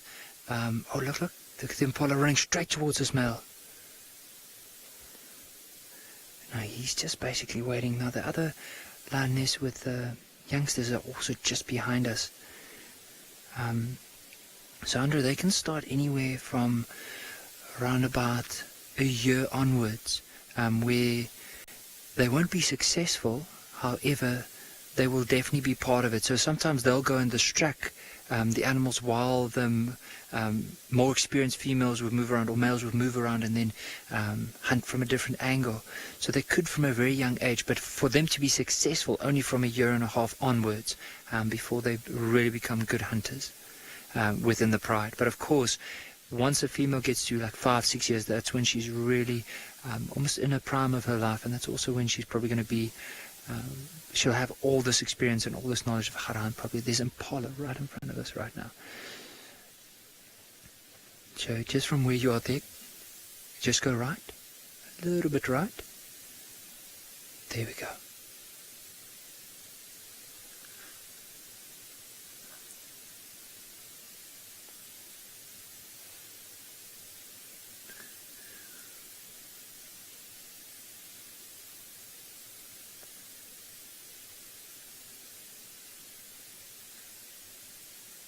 So I don't know what's going to happen here.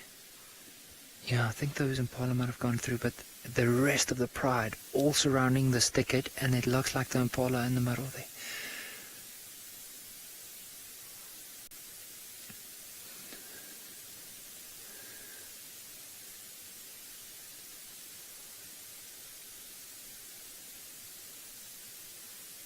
So basically what we're trying to do now is we're just trying to listen. You might even hear the snorting of the Impala in the distance. It's very faint because we are a little bit further away from the line. So we don't just necessarily want to get too close. As we said, we don't want to spoil any hunt. But so all we do is we just sit here from the back and we're just listening out. Now, basically, as we mentioned earlier, the lions are surrounding. We can hear the Impala's alarm calling back. And if there is anything that's been caught, all these lions will run in that direction to try and get as much as they possibly can. So with them still spread around like this, it tells us that they're probably still trying to see if they can catch anything.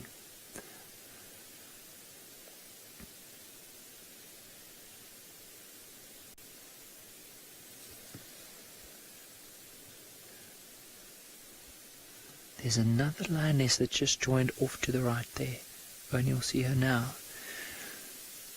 So she's also looping around.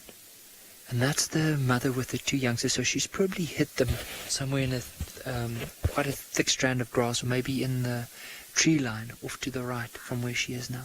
Oh, the cubs behind her. Oh, I couldn't even see. Like the two cubs are actually behind her. So they're also taking part of the hunt.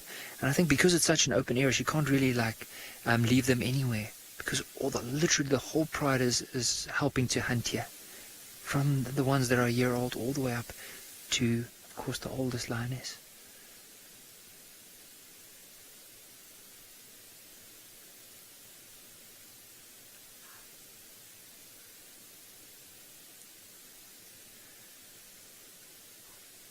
And if you notice this right here, you see where that young white male is? Look at the Impala in between us, or in between where that one is, and the rest.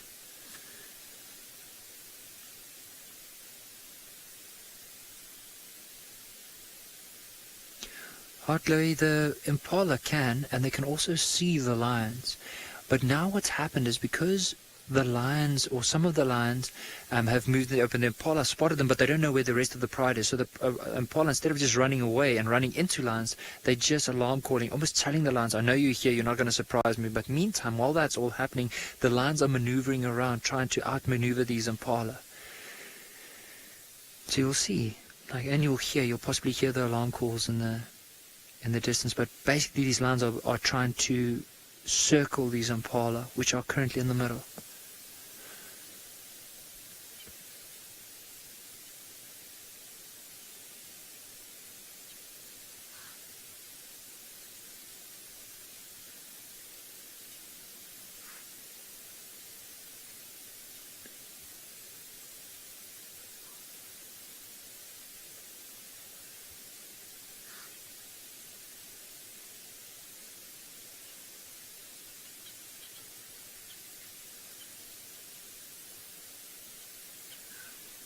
I think all of them have moved around, so we'll just give it another 2 or 3 minutes, and then we'll start just creeping a bit close, see if we can still spot them from a distance.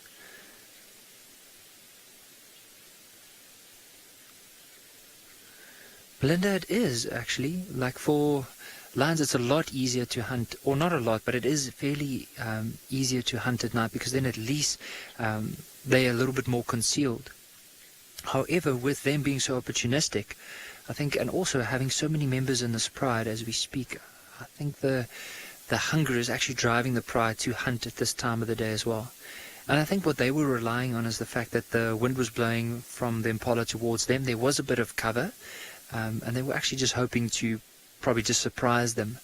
But then, of course, the Impala spotted them. And I think it might have been one of the youngsters that they spotted. You can see these two are actually looking at a lion that's now moving. We'll be able to see them soon. A little bit left from that, Owen. A little bit more. I think you see there's a fallen over tree in the distance. Yeah, so right of that, at the base of the tree, you'll notice there's a lioness.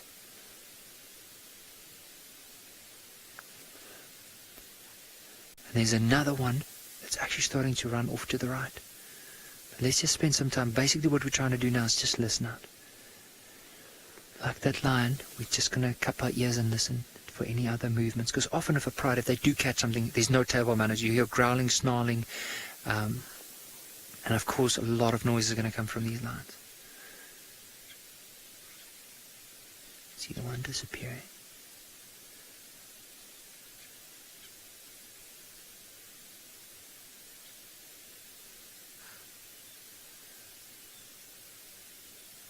I can still see. So, Owen, I'm going to try and see if I can point you out to where this...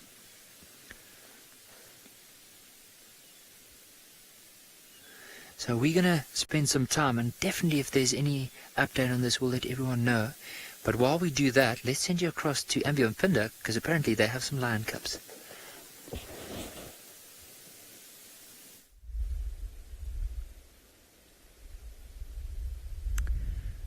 Welcome back, everyone. So we have something pretty special, and before I show you what it is, this is only the second time that I'm seeing this. So, well, not this, but these particular ones. So let me show you what we found here.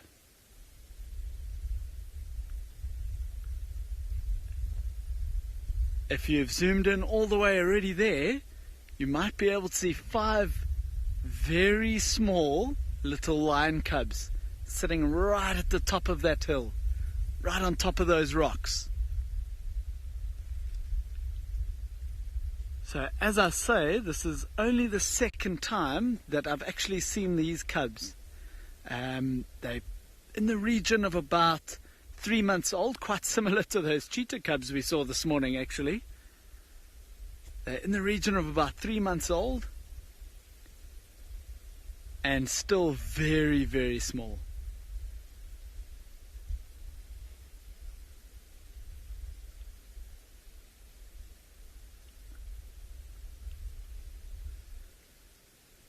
Striped horse, that is a very good question. If a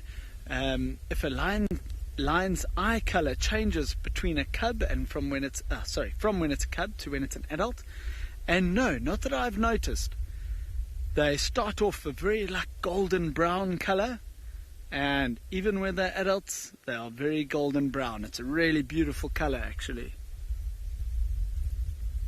But thank you for the question. Horse are up and about, just starting to kind of get moving, but you can imagine now how those rocks out in the sun have been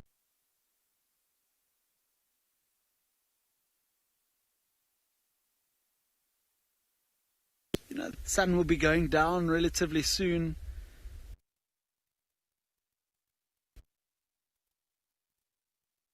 So nice for that. Now I'm sure a lot of you are probably thinking, where are the adults? Where are the lionesses? I would think they're probably still here. With cubs being so young like this, they're still very reliant on the mothers. There's 2 mothers, by the way, of these cubs. We think it's 3 for one mother and 2 for the other. And they could be there. They could be somewhere close by, maybe just over the rocks there. Or what might have happened is that they might have even left these rocks, left these lions, and gone off hunting. But I think, just from experience, I don't think they would do that. I don't think they would leave the cubs right out in the open like that. So I would guess those lionesses are probably still there.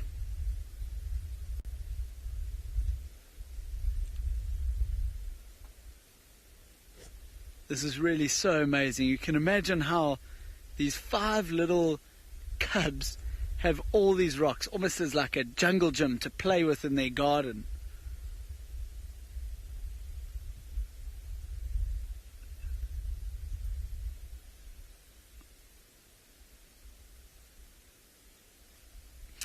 Hi, Leandri. The amount of cubs that will make it through to adulthood, it really depends. There could be in some litters there could be none that make it through, but most of the time, like let's say this litter of 3 and 2, I'm sure, maybe along the line 1 or 2 of them might end up dying of different. There's quite a few different ways it could happen, but most of these lions will make it through to adulthood. Their biggest threat up in an area like that would, if the mothers leave them, would maybe be things like leopard or even a really big snake like a python. Or the other biggest threat for them is other male lions that aren't their father. Other male lions could be a threat to these cubs as well. So we've parked probably about, at a guess, 200 meters or so away. So the camera we're using is really at full zoom here. I hope the picture is stable enough. We are both trying to keep as still as possible in the car. And I hope you've got a perfect view. It's really nicely in the afternoon sun.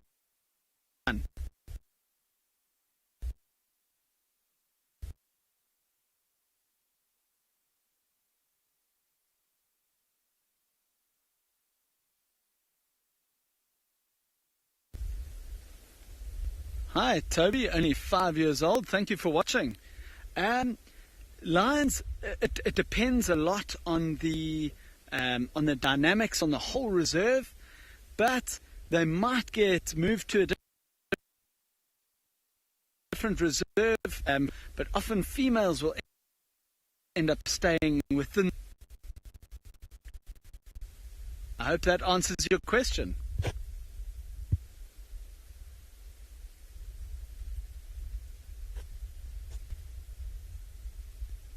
Looks like they're all settling down a bit.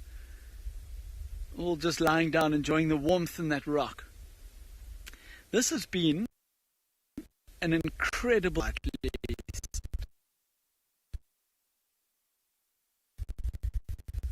Impala. We've got these beautiful lion cubs here.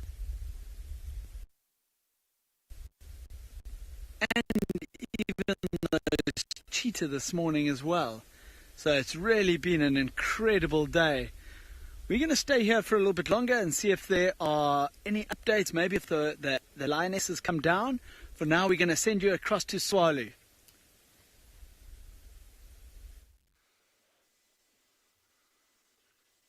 We've had a fairly quiet afternoon so far. We did get a report from one of our field patrols of a gemsbuck bull that looks like it had been killed in a fight. So I'm not quite sure what the location is, but I'll try to follow up with them and just see if we can actually see that, because that may be interesting in terms of scavengers or predators or something like that. But we'll see if we can find it, and then we'll spend a bit of time there later. But I'm not giving up on the aardvark just yet, and that's why we're using all these dune crests, just to stop and scan. What was it? I saw something now. No. I'm imagining things. I'm seeing what I want to see now. Every bush becomes an aardvark catcher.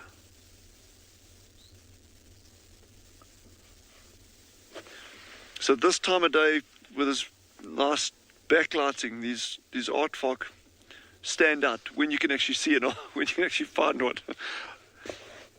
And that's why we're not going to spend too much time down in the bottom of these valleys, because then it becomes very difficult to actually pick them up from low down.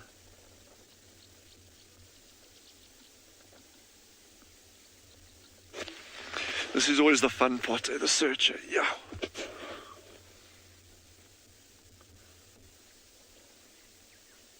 As I'm scanning here, just randomly, poor old Jean-Andre doesn't have to follow me there, but I've got a gemsbuck, I've got a Wildebeest, all miles away.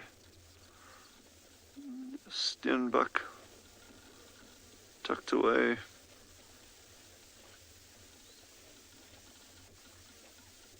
When you're on safari, a pair of binoculars is an absolutely invaluable aid. Something I'd always recommend. It really enhances the experience.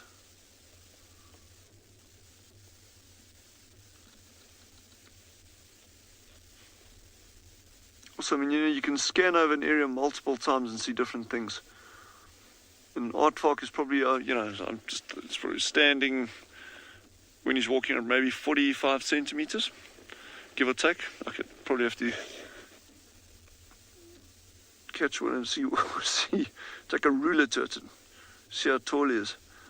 But they're not very tall animals, and with all this bush that you're seeing out here, you could glance over it even with a pair of binoculars and miss it very, very easily, and scan back there seconds later. I've got a group of bat-eared foxes actually out foraging now. I'm going to see if I can relocate them for you. They are pretty difficult. Jean-Andre, this is going to be a tough one for you, my friend. Okay, range is about 600 yards, and they're moving from right to left.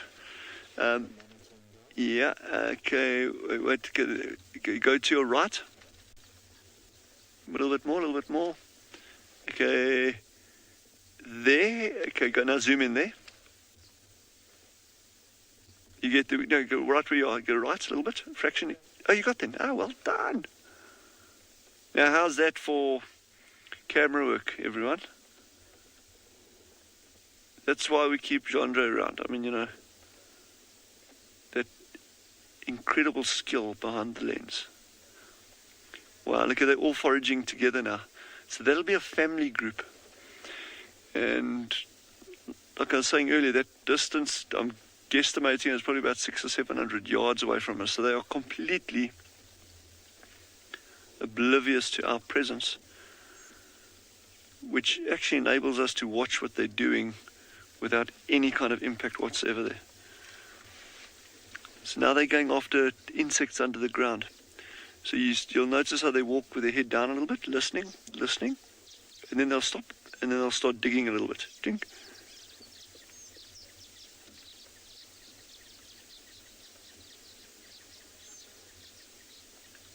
Yeah, that is beautiful to watch.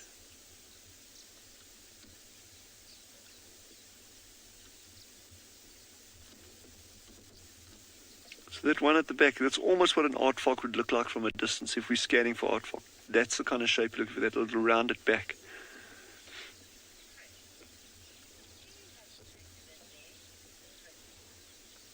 Chris, we certainly do have pangolin, and we've actually got tracking teams out as we're speaking, trying to locate tracks.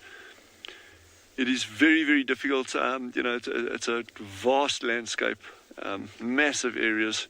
And we've had a number of dry seasons the past couple of rainfall years, and the pangolins have taken quite a knock on that. We don't know what the exact impact of these successive dry years exactly has been on the population, but we think it would have had quite an impact. Like the ambient temperatures have been so high, low rainfall, not a lot of food around for them. And again, that would be a perfectly natural cycle, but we don't know what the impact of that cycle is on the long term on a population. We've got a really, really excellent researcher that's been doing a lot of work here for the past 5 years, Wendy Pineno. She's just busy finishing up with her PhD on aardvark, and really looking at the physiology of these animals and the impact of climate change on them. So we're waiting with bated breath for that to be accepted and be published soon. But it's not just pangolins. I mean, pangolins is one example of a species that will be impacted by climate change. In fact, I'd be surprised if there's any species anywhere that one could honestly say, well, it would never be impacted by climate change. I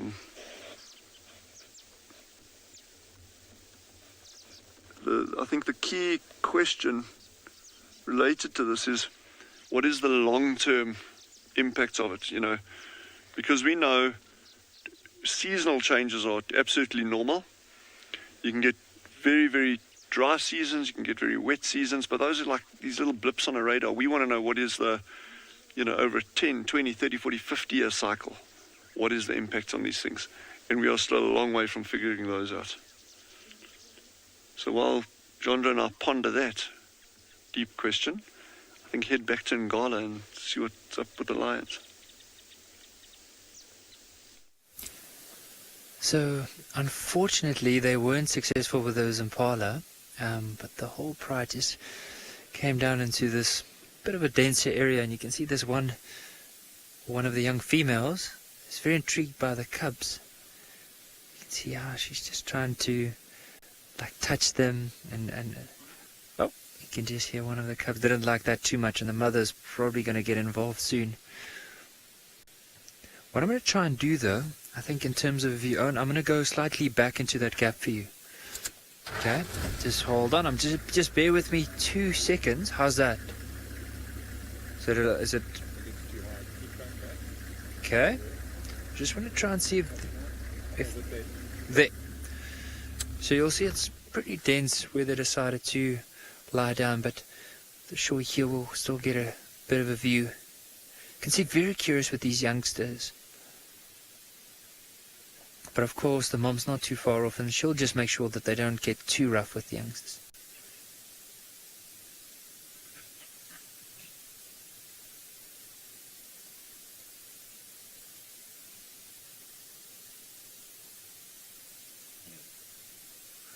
You can see this little one doesn't back down.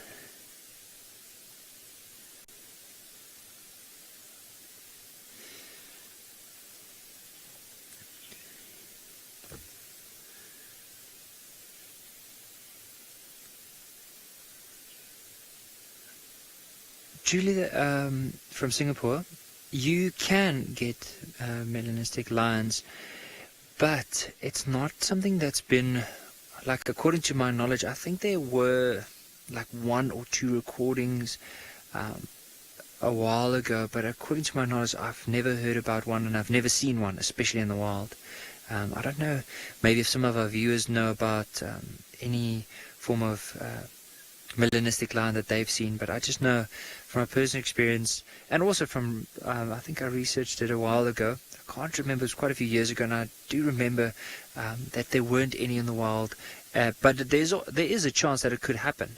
I mean, the possibility is always there. Like, you can get albino lions or leucistic lions. You will be able to get a melanistic lion, but I just don't know if there's any current records of anyone.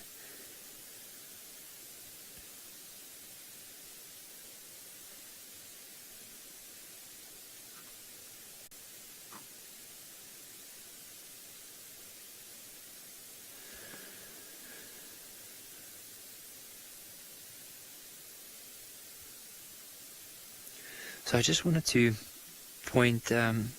change the focus from where these lions are and just show everyone the sunset this evening. Now, you'll notice the colors, there's quite a bit of like this golden color, but look at the clouds and some of the taller trees that we can see on our western side, but have a look at that for a sunset.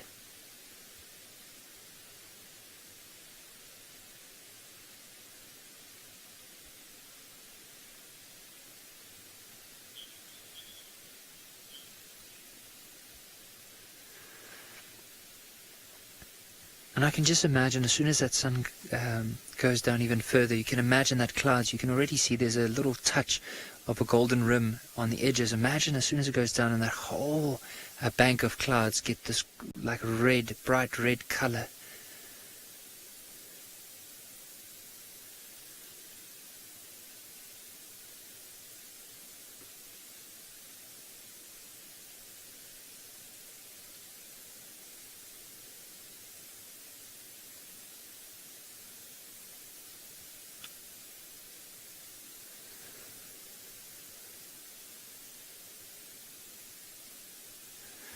And I think what we'll do from here as well is, it looks like these lions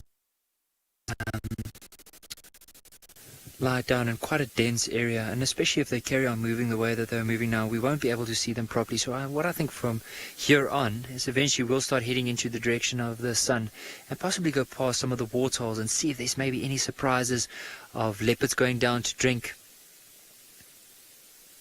But I think while we're going to go and try to see if we can find any tracks of leopard and leave these lions, because I think they might just eventually start heading off and look out for any possible hunting opportunities. But who knows what they end up doing the evening, maybe even tomorrow morning.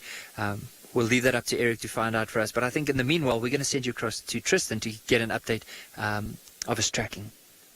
One somewhere around Nyala Road, and I'm not sure if it's her track or if it's for another female that comes out on Vulture's Nest and heads more west towards the Mulawati, or if it is Tandi and like I say, she dropped the cub and carried on. So I'm just double checking a few roads around before I head round. I mean, the track looks fairly fresh. It's just no one drove there since yesterday morning. It's on top of some of the elephant tracks from that area, which I'm just trying to think when I had elephants. When did we have elephants? This morning, BK. Did we have elephants in the Mulawati this morning? I can't remember. Or was it yesterday morning? Oh, so many early sightings. It's tricky to remember which ones. But I think it was yesterday morning that we had... no, wait, here we go. I found the tracks for a leopardess. Now it's getting complicated because now we're in amongst the Shadulu Mulawati fiasco from yesterday and mess. So I'm trying to work out now which ones are the right ones and which ones aren't. I walked here yesterday, so I'm just trying to see, and I was naughty because by the looks of things I didn't squash some of the tracks, which is not good. Normally when I walk on places I try and walk on the track itself, so that if I come the next day and drive, or if anybody drives that road, they know that it's not they're not fresh tracks. As soon as they see my footprint on top or somebody's footprint on top, then they know this particular individual has been tracked already, and so not worth following up on, unless you know the person is still actively tracking it. But these ones looks like yesterday's, and I just forgot to stand on them, so naughty me. Just want to double check. I do apologize that I kind of got my head out the side of the car. The only way to see tracks when you drive is like this. And like I say, it's a bit of a mess here because there's just so many tracks going up, down, up, down, up, down from yesterday's whole movement that we had. All right, so now those are yesterday's. Okay, let's go around. We're going to check the Mulawati, just see if maybe Tandi went down, or if it's maybe Shudulu or Tlalamba. I don't know. There was also a report of another leopard crossing in from Triple M, but Steve says he's there and he can't see any sign of a leopard crossing. So I don't know if somebody physically saw it, or if it was, you know, just tracks and they've been driven over, or what the situation is. But yeah, lots of kind of potential promise in the area, so hopefully we'll get lucky and we'll find something somewhere here. In the meantime, though, talking about Steve, let's send you across to him so he can give you an update on what he's found or hasn't found on the western side of Djuma. Thanks, Tristan. I hope you've only been discussing good things. We are back from Simbambile, everybody. We are back onto Djuma. There's reports that a leopard crossed in. I've been trying to pick up on some tracks, and so far, none. So we're going to slowly head down this road. This is a very common and popular route for our lion pride, the Nkuhumas, to come in on, as well as a couple of our male leopards to walk on, including the female leopard Shudulu. And the buffalo herd has moved through here sometime during the day. I think Tristan was with him earlier. Walk down there. Hukumuri, if it is Hukumuri, well, any of our leopards, they love when they find a pile of fresh buffalo dung to roll in it. Oh, look at those two battaliers. Is that all right, Avi? Oh, some wonderful sky. Two battalier eagles. Now, I had a battalier juvenile and a tawny and a vulture the other day in this exact tree, but we were unable to find whatever it is that they were feeding on. Then that afternoon, Tristan found a very fat ribbon, who's the matriarch of the Djuma clan, leaving this area full of blood and full of meat. And now these battaliers are back. Now, battaliers are normally a very good indicator of some form of carrion. And those of you who've never heard of carrion before, it's generally a rotten meat or dead animal. Roadkill, for example, is regarded as carrion, or anything that's left behind. They're very good at scavenging and picking that sort of stuff up. Also like to eat snakes. But there you can see the one on the right has got its beak right into the preen gland, which is there just above the tail.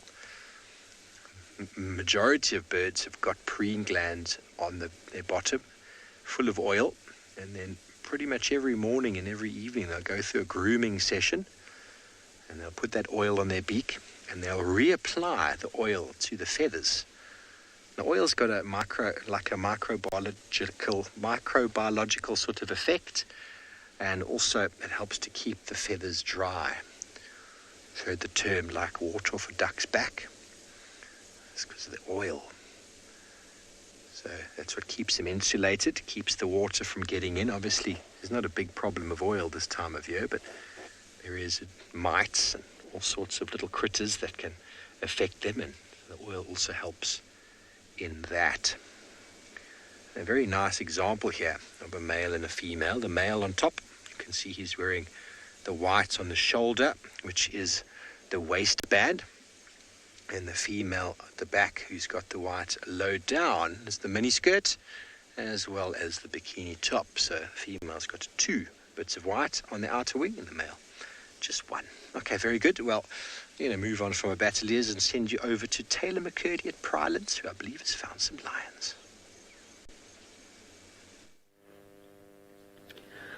Hello again, everybody. Sorry we've been gone for so long. We've been desperately trying to show you possibly one of the best lion and hyena interactions I've had in my life. It was incredible.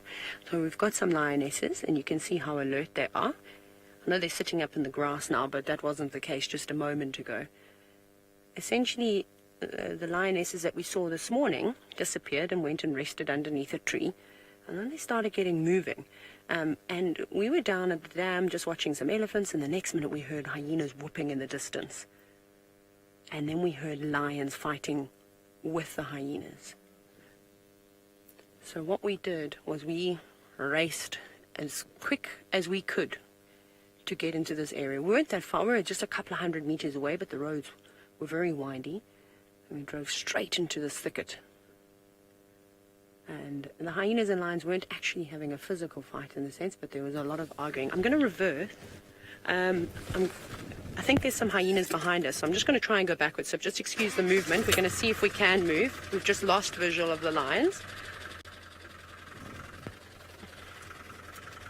I'm going to give this a bash, but that was just honestly unbelievable. I'm hoping that we'll be able to show you some of the stuff we got a little bit later, which will be exciting. So please keep an eye out on Wild Earth's and Eco Training social media, and we shall see. There's a hyena behind you.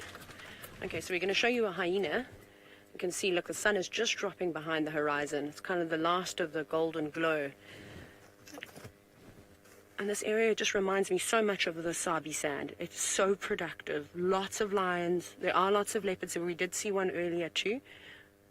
And look at the hyena. You can see how he had its tail all curled up. Not impressed at all. And the lions are just in the distance, just a stone throw away, keeping a very, very close eye on the hyenas. So we're not very far away from the hyena den. The hyena den is also maybe 200 meters from where we are right now, maybe 300 meters at a push. And where those lions went to lay up this morning after we saw them, they were basically headed straight in that direction. I don't think necessarily searching for the hyenas, but there was lots of Impala. We saw some giraffe, there were kudu, there was a whole bunch of animals around. And we know that they were looking for something to eat this morning. So I think they got in that direction. And the adults, which normally just lay up not too far away from the den, probably sensed them. And that's what sparked the interaction that they had. My heart is racing right now. That was insane. We will try and show you some of it, or at least we had not now, so that would disturb both species when we move away from here. Kind of the hyenas are happy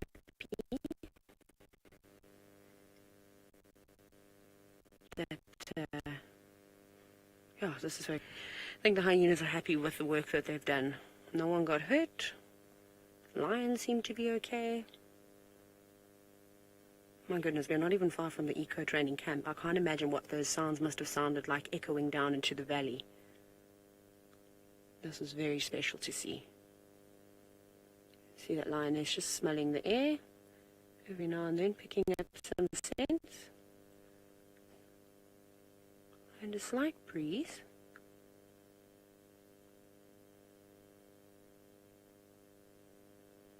So who knows what to get up to. Wow. That was honestly just madness. So all 5 lions are here, the 5 that we saw. So there must have been the 6th one. We saw down at the drainage line near Leopard Dam. I don't know why she's on her own though, because I'm pretty sure she's a part of the same pride. She had a very full belly too, so I don't know if she maybe got a meal and the others didn't. Well, I did hear rumors about one female having mated with some males, and it should be about this time too. So, but I didn't get a good look at her. She slunk into the dense Timbwiti thicket before view. Is in final control. I apologize. I'm just letting you know. I think I'm having some audio issues with my earpiece. In case I'm not listening to you, I promise I'm not ignoring you.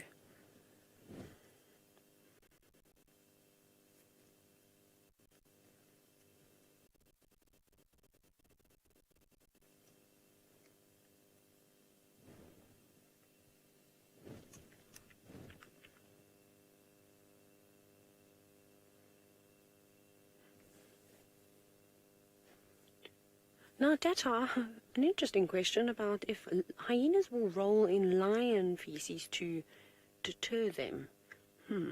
I've never seen a hyena doing that. The hyenas kind of roll in all sorts of different types of things. Pretty much, if you have a dog, for an example, they will roll in cow dung, they will roll in bird feces, they will literally roll in anything. You know, some say that it is to try and hide their scent. I don't think that they would roll in lion dung to try and repel the lions. Hyenas are very brave animals, and they're exceptionally intelligent too. So they know not to get too close. You know, one lioness quite easily handle herself against a couple hyena. And one for one, the lions will win every single time. However, in this situation, those hyenas are very clever, and they know not to get too close because there's more of them. Like I said, only 3 or 4 hyenas here. 2 of them are young, but they can still growl, they can still make a lot of noise. And if these 3 big lionesses that are here charge towards that small group of hyena, you know, they're going to find themselves in a bit of trouble. Hyenas are more wary of the big males. Obviously, male lions are much stronger than the girls. But that would have been quite crazy if they did make contact. Right, it seems as though Steve is doing exactly what I was doing earlier and racing through the reserve. I don't know where he's off to. I am indeed. Thanks, Taylor. Well, Taylor knows his property quite well. She used to work with us, yeah? I'm on Kat heading towards the Moati to assist Tristan with some tracks of a female leopard that have crossed towards this side of the river. So the radio that we utilize here is a very useful tool when it comes to game driving. It allows you to maximize your area of search, and you can communicate, especially when it comes to tracking. You can check a road, you can check this way, and it can help you quite a lot. But a couple Impala boys over here getting a bit frisky. The rutting season is over, but there's still testosterone in them. You can see that they've all got a very equal space between them, and you'll notice if one gets near the other one, there'll be a bit of a head shake, a bit of something, a bit of jostling. Some youngsters in there, they don't really play much part, but they're hanging out with the bigger boys so as to build up their condition, learn how to be a male Impala, so that when the rutting season comes round and they're fully mature, they know what to do. Notice how all of them are there's a very specific space between them. Being annoyed by the flies right now. And those 2 boys on the left doing a little bit of practice. And a scratch. There seems to be a lot of displacement going on right now. No one really wants to fight each other. They're just, no, I'm too busy with the fly. Let me just scratch and lick myself and twitch a little bit.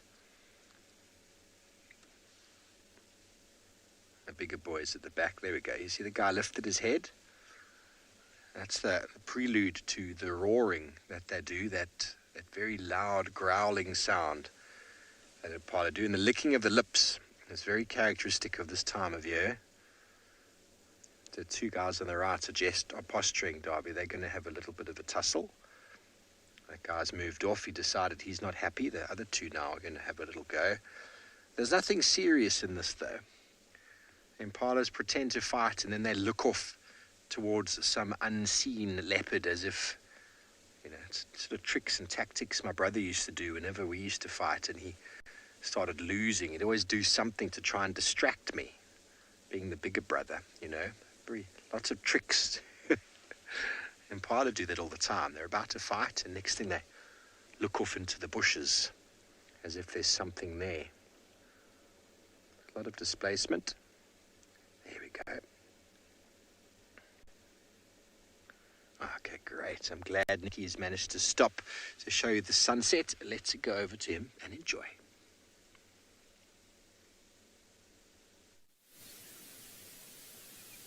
So how beautiful is this whole scene here? So other than the beautiful sunset, we just want to show you what's actually happening around this water. So if you go off to the right here, there's a big herd of elephants that has come down to drink water. So you might just see them at the very back there.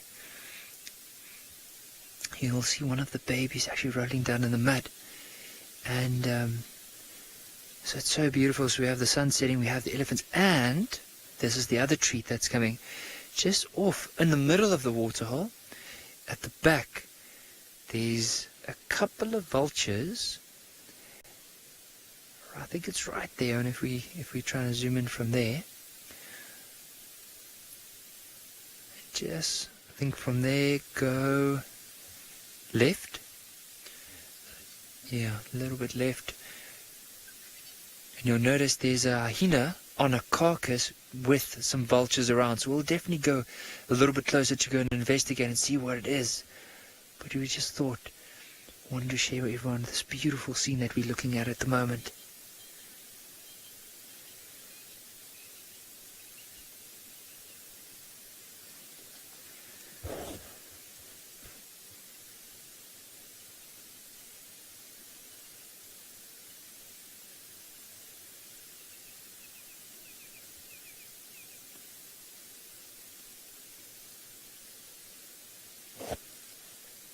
But I just want to own, if we can focus on those elephants again, you'll notice they're just slowly starting to move off. We might just get the tail part of the herd. Oh, you know, they've already moved. I think they didn't want to stick around for too long. So what I think we'll do from here is let's go closer and then go investigate and see what that hyena might be feeding on. How's that? No. Wow. They always reckon there's no sunset like a beautiful African sunset, and I definitely raise both my hands for that.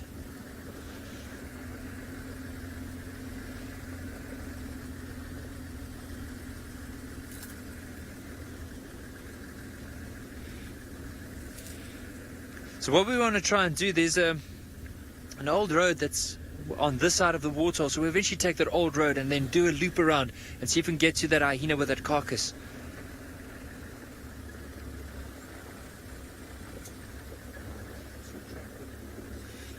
Yeah, we are going to go on that 2-track.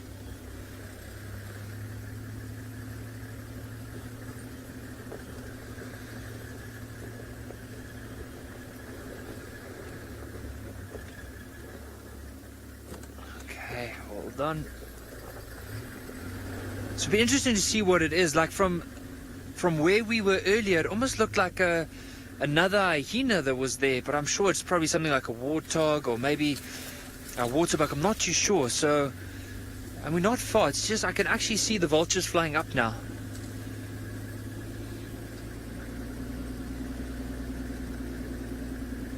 And there's quite a few vultures. I saw there's some white-backed vultures and a leopard-faced vulture, as well as a hooded vulture. So already 3 out of the 5 vulture species we get in the area. And of course, there's some beautiful hippos also in the waterhole.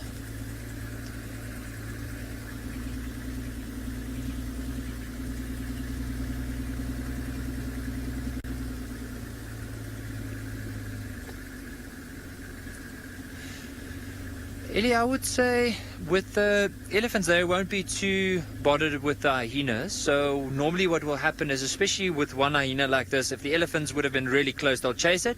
But if it's on the other side of the water, they don't really mind it. They'll continue to drink and then just move on from there. Well, I can see one of the big vultures. So the biggest vulture we get here is the leopard-faced vulture. And I can just see him trying to intimidate this hyena.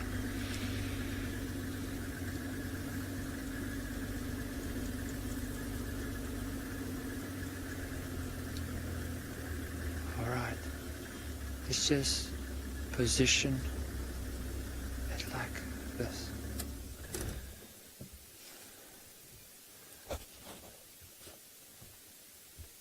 Oh, it is actually another hyena. I think I don't know if the hyena might have passed away from old age or if possibly it was killed by lions.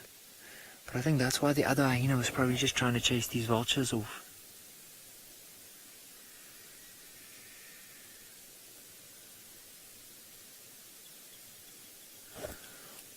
But you'll notice that big vulture off to the right with a bit of pink around the face. It's leopard-faced vulture, and just consider the size of it. It's got a considerable size, bigger than the other vultures.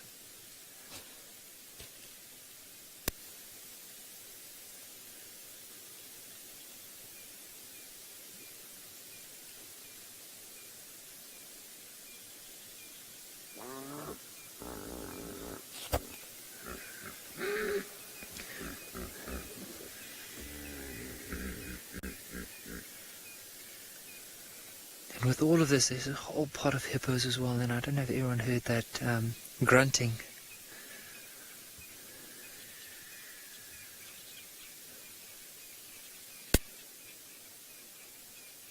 But what was so interesting is earlier on that other hyena looked like it was tearing little bits of meat out of this hyena, which is very, very interesting. I have heard about it before, but seeing it is quite strange.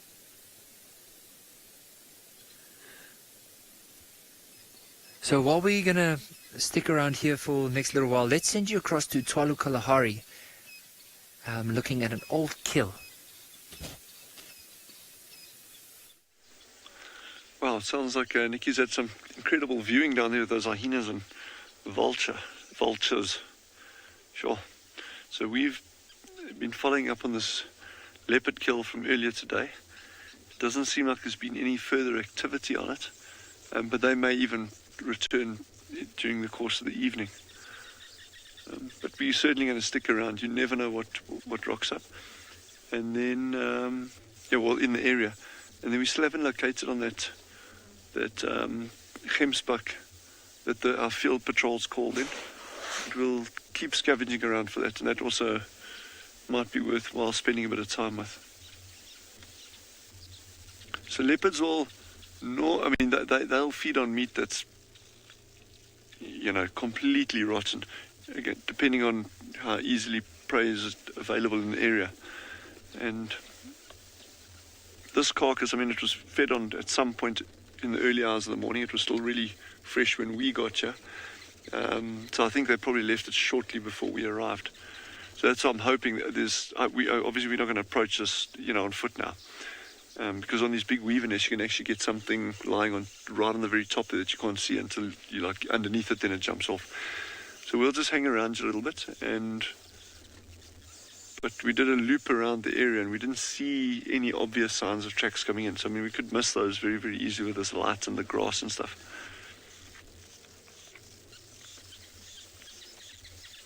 And there's always the chance of things like jackal coming in, hyena, brown or spotted hyena.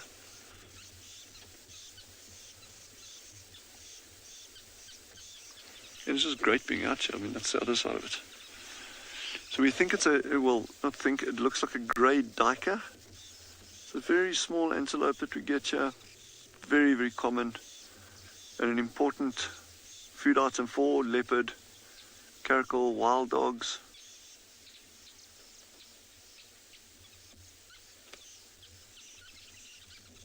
Wonder what those weavers think of having a dead animal dumped on top of their nest, though.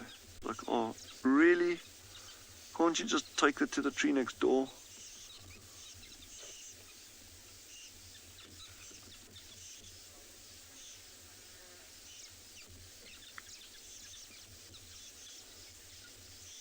So we're gonna just spend a bit of time in this area, not necessarily at this tree, but I want to see if we can pick up any sign of fresh tracks, or maybe even, before it's too late, try to locate on that gemsbak carcass. But I think in the meantime, head back to the vultures and hyena activity. The beaks aren't as well developed as this whiteback, and also not as that of the leopard face. So he'll have to wait until they've opened up the carcass enough for him to get some scraps. Often with his bill, he'll also be able to get in the meat in between the bones. But I think the one that would be able to open up most of the carcass would probably be that leopard-faced vulture, the one off to the right. So the other ones, because of the tough skin of the hyena, might just be waiting for that vulture to open up a bit more of the carcass before they can get in. But the one thing about vultures, the way they feed is sometimes pretty gruesome to watch, because what they do is they basically hook on with their bill, and then they will pull the bill quite aggressively, and by doing that they're trying to basically rip the skin off so they can get to the softer meat inside.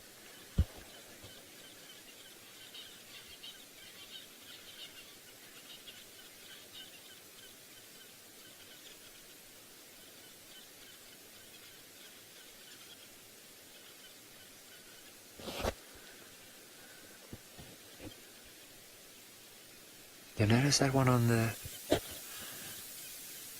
left of the screen. He's trying to open up the hyena from the ear, so maybe because that's probably going to be a bit softer than trying to go for that hard skin around the face. That's why he's trying to get him from that side. Now, just looking on this hyena, like, I'm not able to see a lot of scars, and I don't know, because of the angle and also the poor light, if it's an old hyena that might have died from, of course, old age. Was it possibly killed by a lion, or was there a dispute between two different clans, and then one clan probably killed this individual? Those are the options. I mean, I'm just thinking of possible options, what could have caused the death. Doesn't look like, if I look at the condition of the hyena, that it was in a very bad condition. In other words, I don't see a lot of the bones sticking out. I don't see any form of skin disease or anything like that. So I don't think it was because of her illness. I think it was more either old age, either because of another predator, or maybe a dispute between different clans.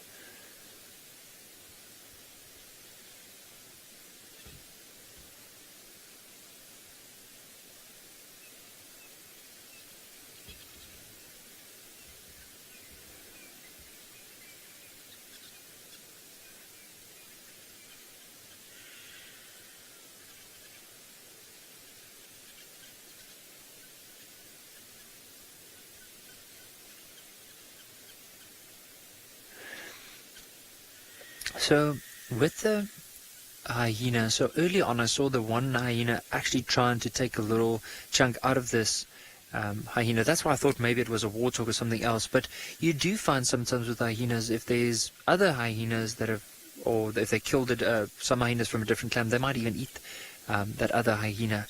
But I don't know this one, if it's maybe part of the same clan. Probably went to see if it can get a bit of a meal, but then eventually just gave up and moved off.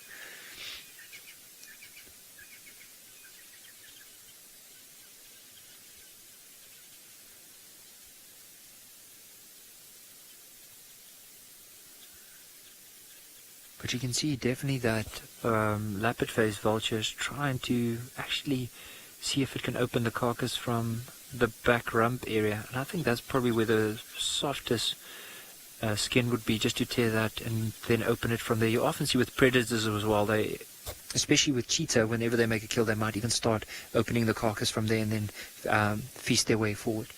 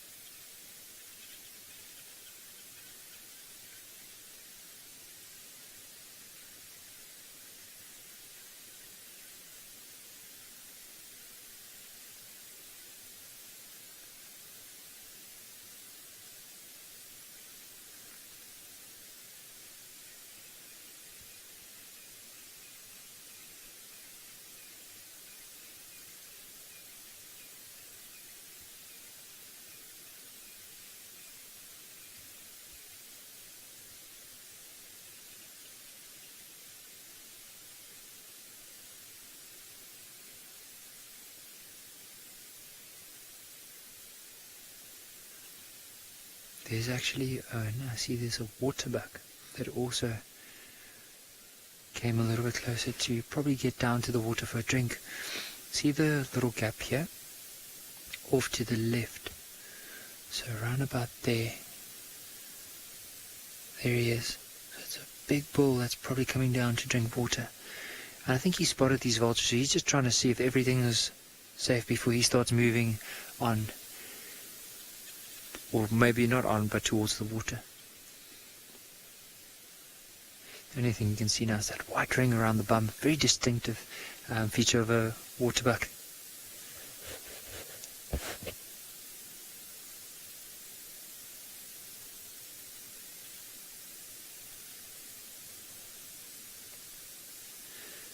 So you'll notice one of the vultures flew off, and the thing is, because it's getting dark, so vultures need to roost up in trees at night.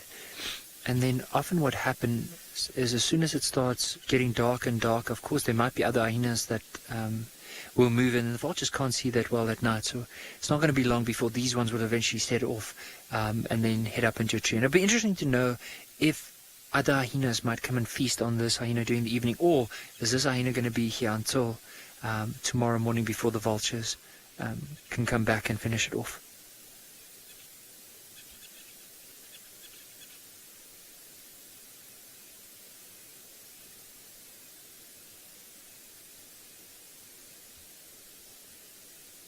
So while we carry on from here, because I think it's not going to be long before we lose all the bit of light we have, and then these vultures will eventually move off. While we do that, let's send you across to Steve, who's currently tracking on foot. Everyone, sorry about that. We're trying to just show you a track here, but it's getting quite dark. It looks like we've got tracks of a female leopard that have come up this road here. The best way to look at tracks sometimes is a very handy torch. David, is that working? You can see how shiny, can you see how shiny it is over here? And the edges are quite perfect, actually. There were lots of tracks. You can almost see the comparison to my shoe over here. The edges are quite sharp and quite nice, whereas an older track over here, it's all collapsed and fallen apart. There we go, very, very pretty. Look at that. So now, everybody, if you do have the time and inclination and you feel like supporting us, please do go to the link below so we can continue to bring you wonderful scenes from the African wilderness. Just go below and you have all the details there. We're going to quickly zoom up this road. Maybe let Tristan know as well. He's behind us there. Wonder if he's seen... We just had a little chat before. Let me just have a look. Let me just let him know, because he's very keen to find this female as well. Chat to him in a minute. These are... Okay, so now, because I can see them quite nicely, they're quite fresh. They look like they just went off there. That is the problem. Especially if it's a territorial marking female. She doesn't always keep to the road. Okay, they're still going. Now, I hope these are as fresh as I'd like them to be, but it is getting to that time of day when it does become a little bit difficult to do. But normally, if you find tracks in a road like this, you've got to think to yourself, where could that animal be going? Is it thirsty, perhaps? If so, there's a watering hole over this rise. Is it hungry? Is it hunting? Sometimes you can see that by the way that the track turns to the right or the left.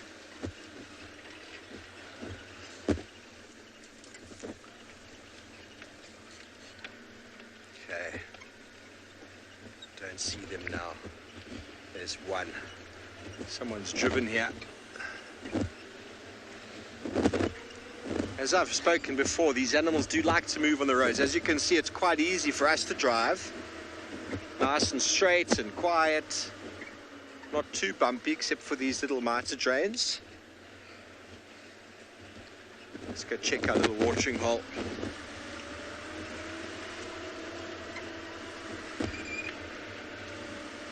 Okay, very good. Well, it is getting to that time of day when the infrared will be utilized, as Nikki is doing over in Impala. Let's get back over there.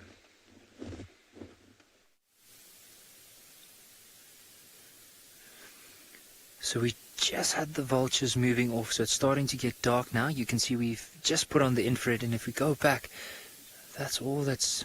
You can see the whole hyena carcass is still there. So those vultures have settled in for the evening, and it might be that later on there could be other hyenas, but it'll be interesting to see. Like, I mean, from...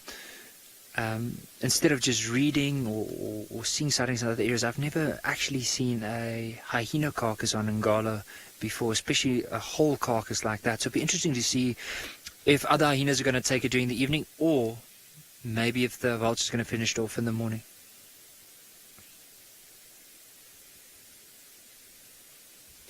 Pinak, you might find that if lions, like with that pride that we saw now, the chances are very unlikely that they'll feed off this hyena. In cases of severe drought, you often find if there's lions that are by themselves, or possibly a pride, and they would find something like this, they would possibly make use of the opportunity. But you don't really, if they have a choice, they'll rather avoid it. However, jackal could be another option. Is just I've never seen a jackal feeding off, or even heard about a jackal feeding off a hyena carcass. So that'd be really interesting. I mean, and that's the whole thing about it. So I know there could be some possible records about it, but I'm just not too sure as we are talking now. However, it'd be interesting to know in the morning, because if we get here in the morning, then either, of course, hyenas if they would have been, or there might be jackal in the area, and at least then we'll be able to say, okay, at least from our observation, from what we see here, this is what happened during the evening. It would have been so nice. Imagine spending the whole evening here and filming every little bit of it to see all the animals that will eventually come past here. Because I think it might be a little while before anything comes down to the water that might even spot this. And also, because it's such a fresh kill, or I mean not a kill, but such a fresh carcass, you might find that there's not a lot of, it doesn't have a bad smell to it. So it might not necessarily attract other hyenas or jackal as of yet, but maybe later on. Now, there's quite a few things we quickly want to show. So there's a few double-banded sandgrouse, but have a look at the moon over the waterhole. So you'll see there's quite a bit of cloud cover, and that might just be because of how cold it is. Might be a cold front moving in, and then you'll just see look at how beautiful the moon is tonight.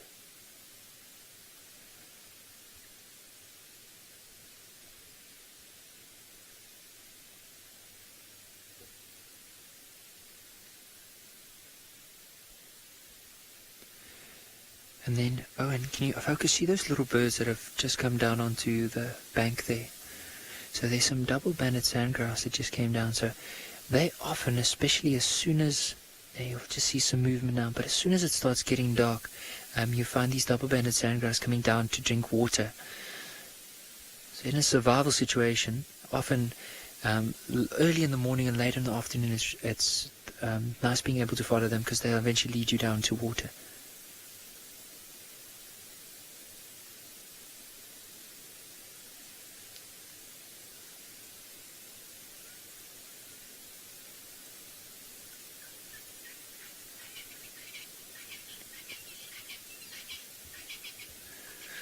So while we are going to slowly start carrying on, because it's getting darker and darker here, we're going to send you across to Tswalu Kalahari, who's apparently still has the sun shining.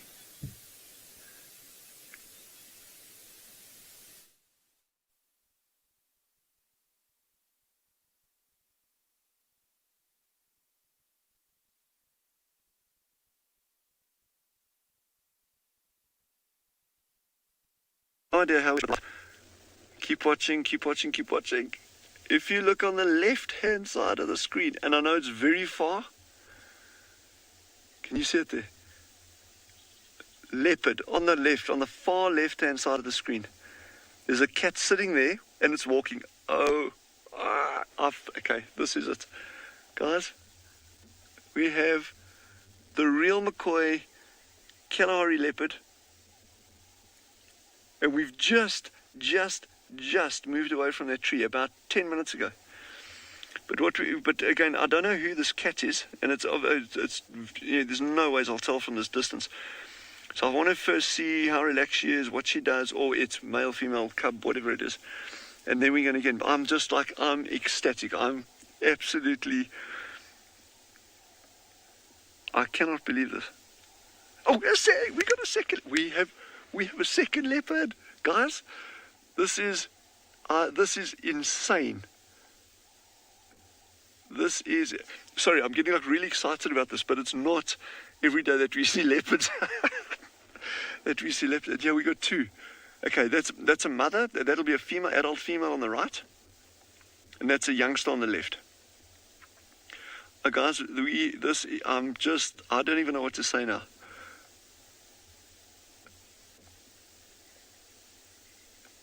Jean-Dre.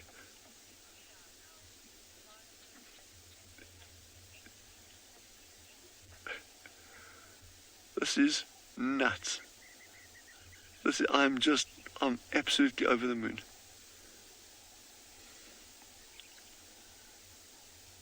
Guys, I can't believe this, eh? Okay, she's obviously quite alert. I wonder if, because we did the same loop that we did earlier, and with a vehicle when we went in this morning and then again this afternoon just to check up on the kill. So I wonder, if she's now sniffing the scent of the vehicle or what's going on there. But let's just see and watch it from a distance. So to give you an idea of the distance, we're sitting at a range of about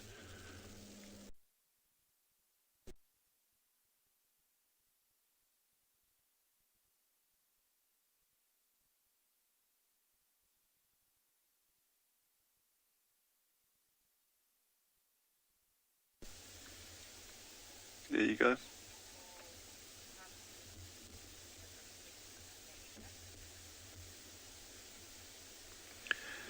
So Jean-Dre, now we're going to stick with the sighting now, and so even if we head back to any of our colleagues, we're not going to go anywhere. So you'll also be able to join us again at any stage. I'm just absolutely ecstatic about this. I mean, I know it's long range sighting, but for us in the Kalahari, it's a leopard sighting is something incredibly special. Jean-Dre, you're doing a fine job there keeping it, but.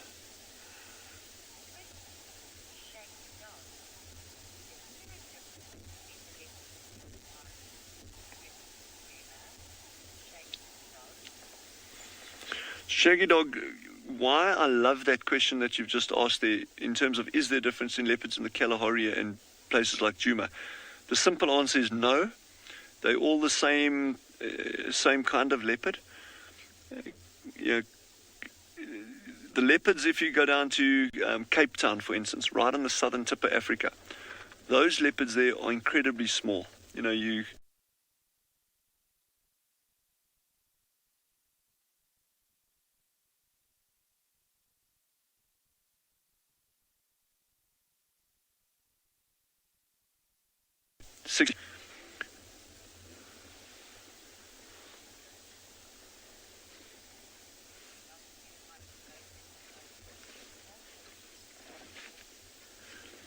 So those leopards down in those areas in the Cape are incredibly small, and a big male down there would be 30 kilograms, 35 kilograms.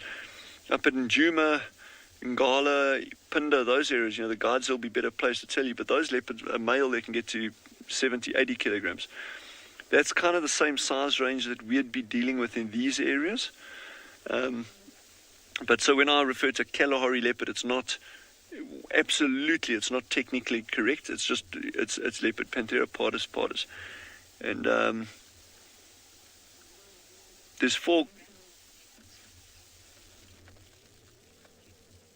Wow, so okay. So we're gonna stick with this and just see what they get up to and if they move anywhere. And then old Gibson, Mel Gibson, Melanie Mark II, Melanie 2.0 has got some attire. This is now, the latest fashion out here, we believe. But we're going to keep track of these cats, and please head back down to Djuma where they've got another good leopard sighting there as well. And we get quite excited when we find fresh tracks, that shimmering shininess that they give off. And we came up towards the water. We're right here next to. Okay, come on, what you got, Lalamba? There was some Impala here before. I actually heard an Impala shout at her. Notice we are in the infrared now as well. Just trying to look behind me and see what I can see, but I can't see anything. Bearing in mind it's pretty dark right now. Hello, gorgeous. Isn't this just wonderful?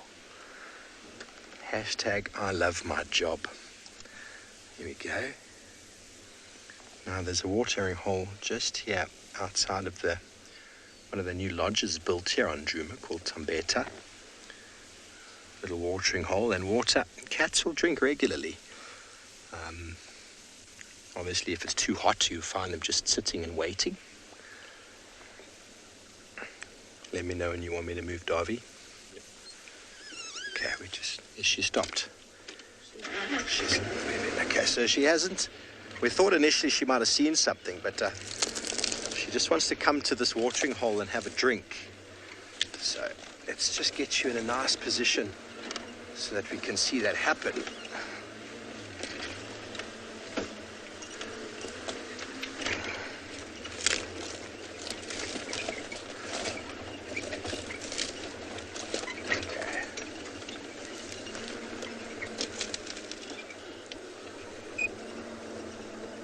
So I'm just going to have to stop behind her here. I'm not going to be able to get in front. Do you think, Davy? Just like that? There we go. Little watering hole. Now, water provision is an important thing in reserves, and as it gets drier and drier. Davy, should I move up there a bit? Okay, I'm just going to see if I can move over to the side here. She's very relaxed, everybody, so don't worry. She's not going to run away. You don't ever want to influence an animal with their drinking or eating or whatever behavior that they might be trying to do. Tell me when you're happy, Davisito. Little left.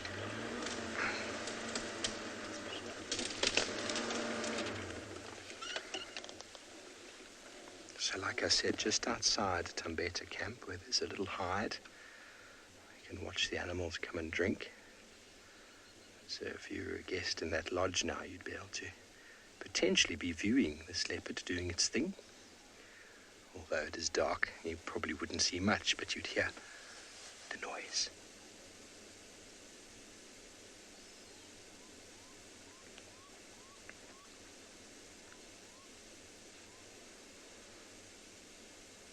She's very alert. She snacked on a little bit of the Impala leg that she stole from Thandi this morning.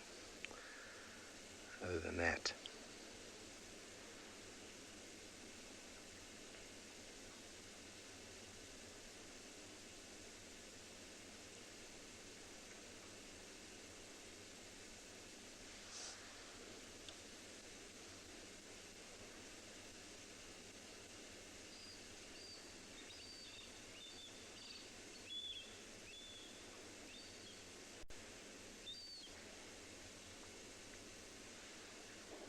Lumber spent probably the last year or so within this very particular area. Dove, you want to know if this leopard's mated already? And I haven't seen her mating with anyone. When I was last here 2.5 months ago, Dovey, was it December she called, eh? The first time she called was in December, which meant she was 2 years and a month old, because she was born in November 2 years ago. And so she was 2 years and a month, and she called, and I thought that was pretty early for a female to be calling. And then scent marking, see, she's going to scent mark. So she's definitely advertising her presence, but I haven't seen her with any male. I don't know if anyone on the show has seen her mating, but I'm pretty sure it would have been, I would have received it on my feed at some point if Twitter or on Facebook or something would have found me and told me that she'd done so. So I don't think it's happened, but I do stand it to be corrected. She is now going to be moving out over towards the open area of quarantine, which is an area that she has done very well in. The whole of December, November, December, January, she was around this area, just hanging around directly here and picking off the Impala lambs one by one. Tingana was nearby too, and he kept stealing it from her. So I'm just going to use our spotlight so that we can find her. I'm pretty sure she's just going to come out into the open, but you got her, eh? Okay, Darby's got it. That's very good. Okay, she's just going on this game path here, so I can see her.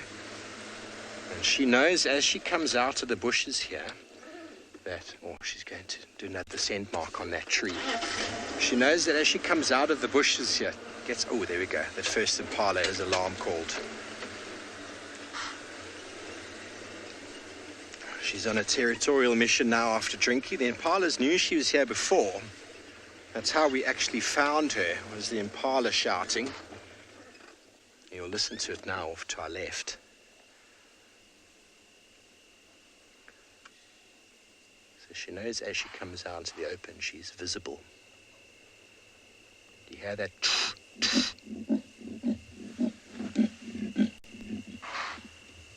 Kalamba, you little beauty.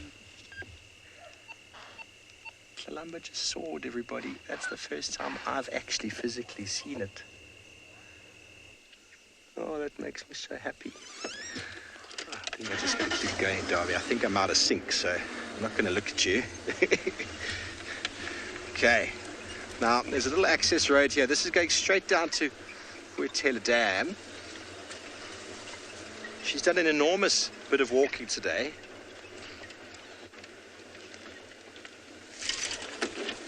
An enormous bit of walking.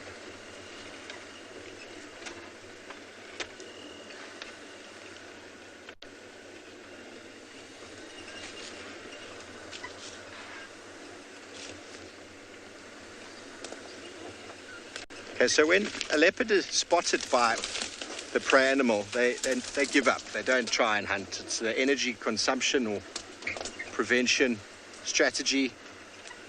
I've seen it with Tingana many times. There she is. Seen it with Tingana many times. As soon as he gets spotted by a prey animal, he immediately territorial marks. He's like, okay, I've been seen. Might as well tell you that I'm here. And Impala's have seen her, and she's done the same thing.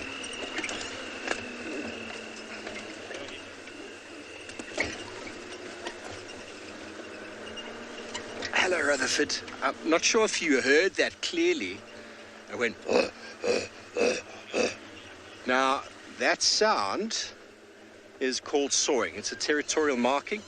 If you've ever taken a bow saw, if you've ever taken a saw and cut some wood, that is exactly what it sounds like. So it's called sawing. Lions, it's called roaring.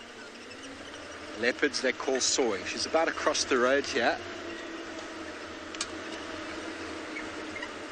There, she's scent marking in the road. She's trying to keep to the bushes.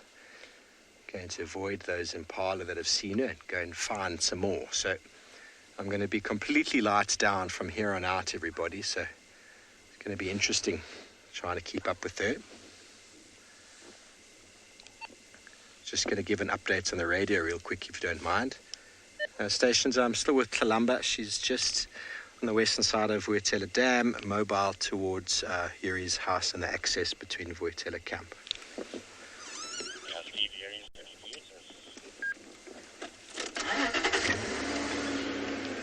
Yuri, go ahead.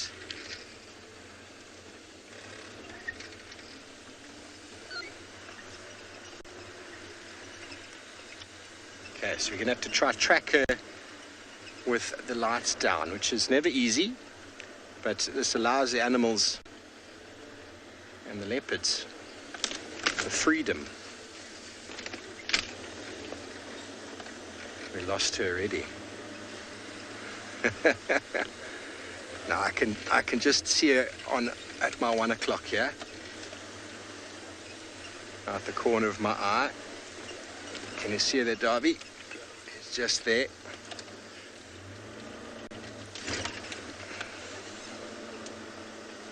Try to get in front of her. I have to use my headlights over here to get in front so that I don't crash into a stump. And then we're going to pull up over here.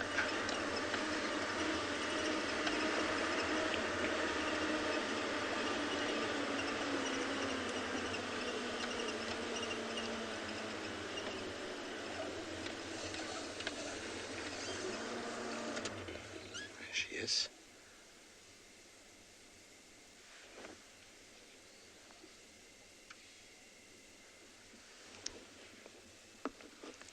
they beautiful?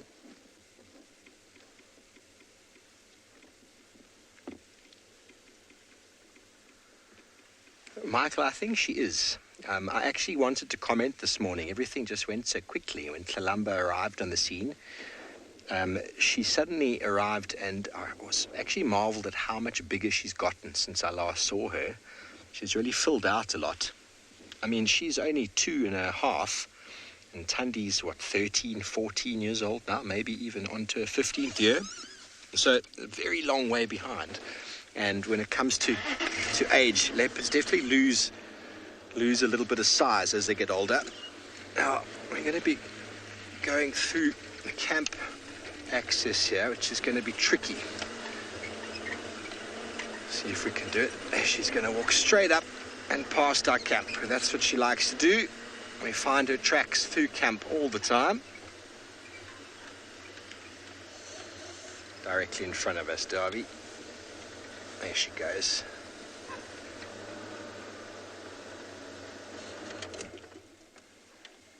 So I personally think she's bigger than Tundi now. I wonder what Tristan's opinion is on that. I saw the two of them together today. And what did you think, Darby? Did you have a marginal? I thought it was marginal. Huh? You think Tundi's smaller? No. You think Kalamba's smaller? Okay. That's one of the great things about the show, is the amount of opinions that we can all have. Obviously, it's always an opinion, isn't it? So we can get them on a scale and weigh them. I believe Tundi's a very small female in comparison to other females I've seen.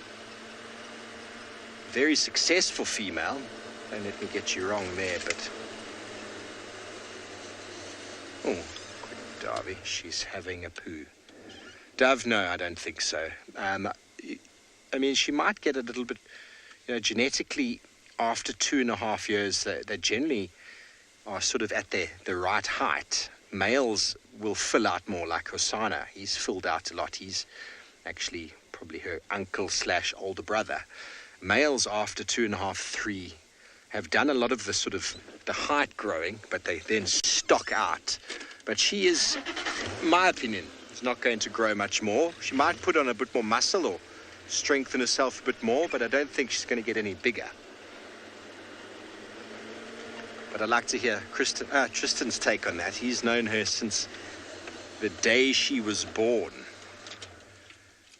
I met her a month after.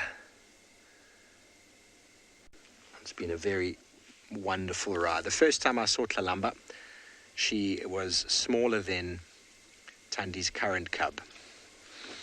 And now look at her. We got to see both of them today in one sighting. That was magical. Magical. Kalamba, are you taking us home for an early dinner? Are you?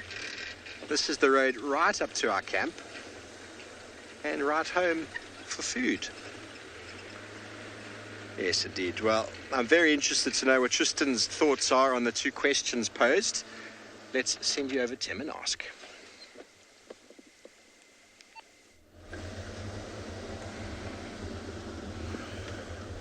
Well, I mean, it's difficult to say. I always say with leopards, without seeing them in the same sighting together, it's always a tough one to judge size. I mean, Steve is in a prime position this morning to have seen the two of them together, given that they were there. For me personally, though, if I just kind of think about what I see when I see the two of them, I think that Kalamba is definitely the same height. But I think that Tundi, due to the fact that she's had cubs, she's herniated a little bit, just has a deeper, broader body, and just somehow feels like she's got sort of thicker set shoulders at this stage. It might not be the case at all. You might find if they actually stand side by side that Kalamba is taller, but she's definitely seems as though she's a little bit more slender, more slim built. And like I say, that's probably because she hasn't had any cubs yet. Her stomach hasn't herniated like Tundi's has. Remember that Tundi is on her 7th litter now, and she's had milk and all those kinds of things, so it just makes her feel a little bit broader than what, and I say broader, but I mean like kind of point of view than what Kalamba would be. But yeah, I mean, like I say, sizing of leopards is always something that is such a tricky thing. Everyone always wants to know who's the biggest leopard. And a lot of the time people will be like, this one's the biggest leopard. But actually, they're often very, very similar in size. So, it's one of those things. Until you see them together, I always try and just reserve judgment on size-wise. I mean, there is certain individuals there it's quite obvious there's a size difference, like Tswalu Tandi. But Kalamba Tandi, I think Tandi's maybe a bit bulkier, but height-wise, I think they're pretty similar, to be honest with you. Maybe Kalamba's even a little bit taller. It's got very high kind of waist at the back. Kalamba, long back legs. I always thought so, which has been cool. But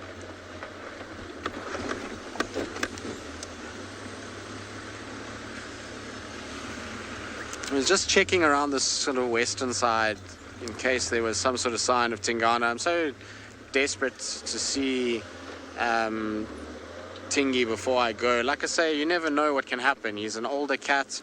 We're at that time where I'm not going to be around here very much, and so it's well, not. I mean, I might be back soon. Who knows? But can never really tell what's going to happen with an older cat, and so I really wanted to just catch up with him, and in case, in case he disappears at some point and I don't get to see him again. It'll be very sad if I don't get to see him one last time. So Tingy, if you're out there and listening tomorrow, please, thank you. Make an appearance, or now. You can be your normal self and last minute it and come out. That would be also quite fine. I'd be quite happy with that. Anyway, we'll just have to wait until tomorrow to see what it brings.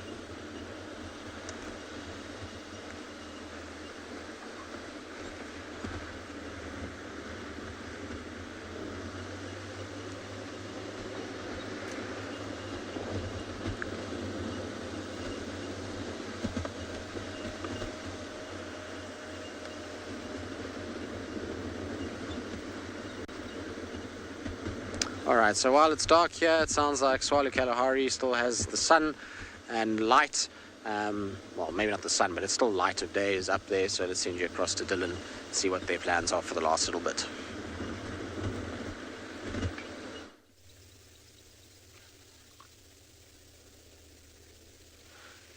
You're not going to believe what just happened, and it was so fast. I mean, we barely even had time to register it. As we moved in to try to get a better sighting of these cats, we were maybe still 300 yards from them, and next thing, boom, here comes a leopard running over the dune, the youngster with a browner hyena chasing it. Then the adult scampers up the tree. Okay, just to contextualize this is like all in the space of like seconds. This is not like we've been sitting enjoying it by ourselves for like the past hour, Youngster goes straight over the dune, browner hyena after it. Mother up the tree, sits there for a couple of seconds, bolts down the tree. And now that bush that Genre is now moving in on, you got to just trust us on this. There's a browner hyena sitting behind that bush as we're speaking. So unfortunately, that's up on deep sand that we can't get to with the vehicles, just in terms of the ecological aspects there.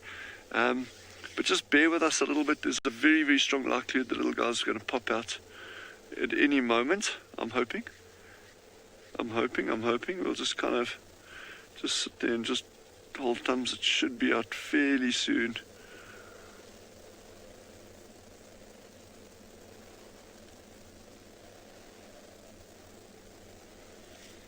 It just popped out, watched us, and then stuck its head back down again. So it's definitely in there somewhere. Yes, this is so exciting. Oh, geez. That's just, I mean, you never know what you're going to get out of. Come on. There. So I wonder what it's doing over there, because it's been straight behind there. But Genre and I, we're actually going to pop out here again tomorrow. Oh, there's a leopard on the left, on the dune crest. Go to the left on the dune crest. Go left. There. There's a leopard. Oh, my word. Jeez, I can't believe this, guys.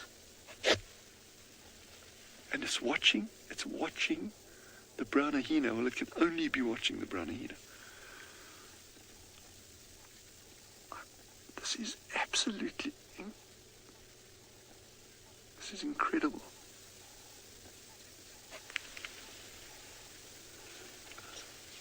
Leopards in the Kalahari. This is just like I'm in heaven here. And I'm really glad you could all be with us to see this. Yes. Wow, wow, wow. Yes, I'm like, to be able to share this kind of thing with people that enjoy it and appreciate it is just, this is what makes it for me. You know, it's the wilderness people that enjoy it is just absolutely first prize. Eh? So thank you so much for being with us today, for sharing it, and we'll see you again tomorrow morning, and have a good rest. And yeah, tomorrow's another day.